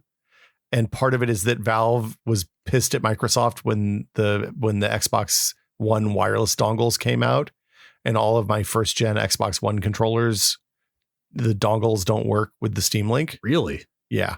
Huh. So yeah, there's baggage is what I'm saying. I did do DualShocks for a while. Yeah, you could just use Bluetooth controllers with it, right? Yeah, but keeping DualShocks charged on something you use like twice a month is hard. Okay. Well, let's table this one for the moment then. What do you think about the DualShock 4 versus DualSense? I almost feel like I need to go get my DualSense and like hold it, like cradle it to decide if I actually want to say this or not. But I'm almost inclined to put the DualShock 4 over the DualSense at this point. I'm holding them both right now. The DualSense is weighty in a way that I like. It does have a really good solid feel. It also just feels like the parts of it are fit together in a really nice solid way. I really like this transparent one because I can see the weights spinning when I wobble it. I hate transparent electronics. Really? What is this, a fucking late 90s iMac? Come on. And I love it. Okay, so here's the knock against the DualSense from where I sit is that the V1 controller was actively bad. The battery was bad, didn't last very long. DualSense? DualSense. Sorry, the V1 DualShock 4 was bad. The battery life was bad. Only ones that are any good are the ones with the stripe. Does the battery life actually get better? The battery life is way better on the V2 one. I didn't ever notice it being that much better. Well, I think you have a weird relationship with the controllers because you would probably spend more time using them than most people. Yeah, but I also had like 8 DualShock 4s or 7. Well, yeah. Or something. I had a lot of them, so I never used any one of them enough to really tell. Oh, so I had one launch one that came with my first PlayStation that got worn out, basically. I see. And then I replaced it with one of these V2 ones. I was like, this is an infinitely better controller. Yeah, so you're not wrong. It was definitely better. It even it felt sturdier in your hand. But I think even just the base design of the DualShock 4 is very good. That's true. Like I really liked the way that thing felt. Yeah. And the headphone jack again, like I cannot overstate how much I appreciated that. Headphone jack is a good call out. I'm okay with that. I'm okay, especially we can. Yeah, I'm okay with putting that up. It's because the DualSense has proved to be somewhat unreliable, and the trigger features are maybe not what we thought they were cracked up to be in a lot of cases. I like the DualSense trigger features. I think that's just I think that they fixed that in software for people who onboarded later. Probably, yeah. I mean, again, like that, the demo moment at the beginning of Astor's Playroom was like a top 10 all-time controller moment for me. Yeah. It's just like, holy shit. It's like 5 different pieces of amazing technology layered together with some really good software. But it is that hardware gimmick problem of no practical application has ever actually replicated that artificial showcase of it. Well, Ratchet and Clank uses it real well. It's not bad, sure, but nothing has just like gone like, holy shit, this is incredible the way that controller demo did. I like the fact that every single gun in Ratchet and Clank and even some of like the upgrades change the haptics is really cool. And like the fact that you don't have to, you can just be focused on the crosshair and know exactly what you have without having to, and like putting actual firing mode distinctions on just the way you pull the trigger is pretty neat. Like you're not wrong. Okay, so the list right now is number 9, the Wii U gamepad. Number 8, the Saturn gamepad. Number 7, the Nintendo 64 3-prong controller. Number 6, the Xbox Series controller. Number 5, the DualSense. We're into the area where things aren't really ordered right now. Yeah. Number 4, the Wavebird. Number 3, the DualShock 4. Number 2, the Xbox 360. And number 1, the SNES gamepad. I have bad news for you. I'm about to do the thing. Wow. What if this is the list? Hold on. I'm going to do another thing. I don't know if I you know what? I think the American Super Nintendo gamepad. I'm going to do the thing. I'm going to do the thing to the thing. What? I think that it is bad compared to the Japanese version of the gamepad. But first of all, they're not different enough to say one is great and one is bad. Concave and convex buttons, 4 colors versus gray and blue. Look, I love the Super Famicom color scheme. Like, you don't understand. That gray background with those 4 colors on top of it is imprinted in my child mind. Like, the first time I ever saw Nintendo Power's import coverage of the Super Famicom, it's like seared into my mind as like, oh my God, I am glimpsing the future right now. Holy shit. And like, I will grant you that the American Super Nintendo like color scheme, console design, all that stuff is inferior. I think the convex and concave button contrast is actually pretty good, though. I think it's pretty good. I don't know about the Super NES as the number 1 slot. I mean, look, it's the nostalgia talking. Okay, it's my favorite console. Yeah, I mean, it's like a top 2 for me. I mean, it took that, gangly, like sharp cornered NES and very simplistic NES controller and made it like very good, right? Like it's rounded, it's more ergonomic. It's got way more functionality. It's got twice the face buttons and 2 shoulder buttons. I mean, some would argue that maybe made it worse because it made it less accessible to the larger audience. I mean, the range of stuff they did with it, like 2 buttons was not enough. Fair. 4 buttons arguably also not enough. But you had the bumpers too. Right. That's what I mean. It had 6 possible buttons. I mean, also the D-pad, very good. Very good D-pad. I mean, look, I get it. I kind of want to put the DualShock at the top of the list. DualShock 4? Well, no, that's a bad call. Man, I don't know. Maybe the 360 should be at the top of the list. I don't know. Like, I'm looking at this list and like nothing is jumping out at me as like the unequivocal all-time best controller. Maybe maybe we gave ourselves an impossible task, Brad. It's entirely possible. Hey, there's an episode title too. Yes. I mean, we could just move that Wavebird up. What? Okay. Go ahead. I don't know that I have an argument here, honestly. I think I can. Okay, I can feel good about either Xbox 360 or Super NES at the top of the list. I could even maybe feel good about the DualShock, although the Rev 1 is rough. I might feel good about the Xbox 360 sitting at the top. It was like, if for real, that was the one that opened up shooters for consoles for me. Yeah, like what it did to define what the modern controller is. Like that's the COD Modern Warfare controller. Like it's the Halo control. It's the Halo 2 controller for all intents and purposes. Like it standardized pack-in wireless controllers. It standardized like seamless PC support for controllers. Removable batteries. Eventually they had a headphone port. Yes. You could get that stupid keyboard for it.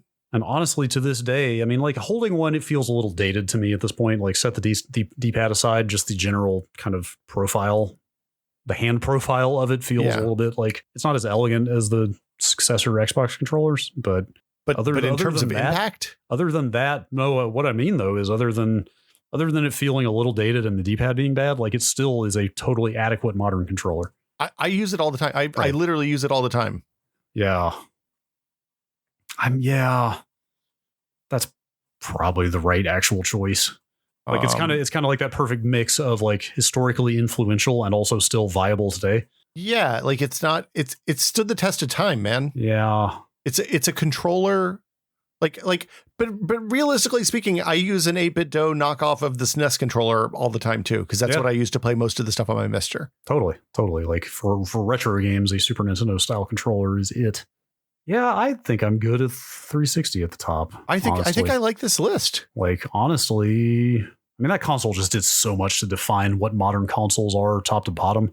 Well, and it lasted a long time too. There's also that. All right. Xbox 360 at number 1, Super Nintendo at number 2, DualShock 4, Wavebird, DualSense, Xbox Series. I might move the Nintendo 64 up another spot. What? Okay, now the Nintendo 64 is number 6. I don't like the controller, but it had a pretty strong influence. What if Nintendo came out with their next console and they're like, look, we're bringing 3 prongs back? What if it was 4 prongs, 2 analog prongs, 1 D-pad prong, and then button prong? 3 prongs bad, 2 prongs good. Okay. 4 prongs real good. Look, we've been over this. We've covered this ground. We know exactly how many prongs a controller should have. Can I make 3? Can I give you an argument in favor of the Xbox Series? Sure. You can set it up in co-pilot mode so that one person uses one controller to control one half of the control pad, and one person uses the other half of the controller to control the other half of the control pad in the same game without the game having to support it. That's pretty damn cool. I did not know about that. Yeah. Like if I was doing stuff in a studio with people a lot, where I was sitting in the same room with people, that would be a really good, stupid way to play games. Are you saying literally like player 1 gets the left half of the controller, player 2 on another controller gets the right half? Yep. Man. Yeah, that's like an ongoing video feature right there.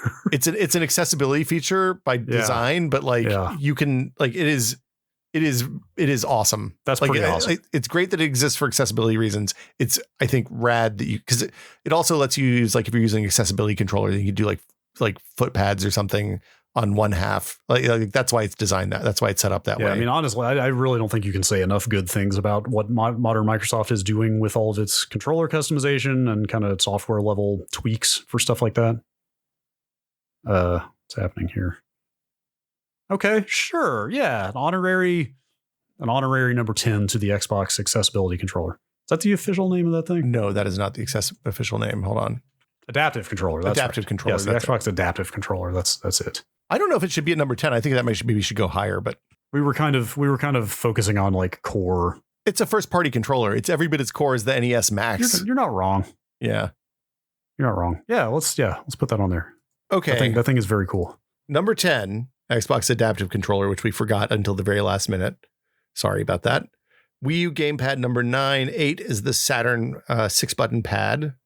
Number 7 is the Xbox Series controller. Number 6 is the Nintendo 64. Number 5 is the DualSense. Number 4 is the Nintendo Wavebird. Number 3 is the Sony DualShock 4. Number 2 is the Super Nintendo Entertainment System controller. And number 1 is the Xbox 360 gamepad. That's right. I think that's a good list, Brad. I can get behind this. Also, I'm astonished that we managed to rank something in one episode. I mean, it's a double length episode. Even though it's basically the length of 2 episodes. We could just cut it in half and call it next week's episode done. Tempting. Let's do the bit of the show. Yes. Now, where we thank our patrons. Thank you, patrons. Thank you, patrons. Thank you. Thank you if you've stuck it out this long. As always, the Brad and Will Made a Tech Pod is a 100% listener supported show, so we really appreciate your support. Thank you, as always, to our executive producer tier patrons, including Paddle Creek Games, makers of Fractured Veil, Andrew Slosky, the Bunny Fiend, Jacob Chappell, Joel Krauska, Twinkle Twinkie, David Allen, and James Kamek. Thank you all so much. Brad, we're coming up. We're halfway through the month. That means it's time for people to submit Q's into A's just so they're there and ready to go. Yes. Wow. Preemptive. I know. Dropping a reminder halfway through the month. 2 weeks of notice. Well, I made a note for myself to remind, and it's stuck on my monitor, so I won't forget. But yeah, you can join the Patreon. It's at patreon.com/techpod. For $2 a month, you get access to the fabulous TechPod Discord, which is full of smart, beautiful people where they talk about stuff like this. I'm sure that people won't have any thoughts at all about our process of winnowing these down and or ranking them. Certainly not. And there probably won't be a lively conversation that goes on possibly for months about this. Yeah. But yeah, you can get access to that again at patreon.com/techpod. Or if you don't want to chuck in a couple of bucks, then tell your friends about the show. That's how people find us. I can't wait for the militant Wii Motion Plus faction to mobilize. Look, here's what we say. Name a game. Name the game. Name the game that makes the Wii Motion Plus Yeah, sure. worthy of inclusion on a hallowed list. I cannot. I can't. There's no Donkey Kong 64 for the Wii Motion Plus. That's right. Maybe sir. it doesn't exist. Brad, this has been fun. Yeah. We'll have to do another ranking of at some point in the future. Yeah. But I guess it's time for us to say goodbye, and we'll see everyone next week.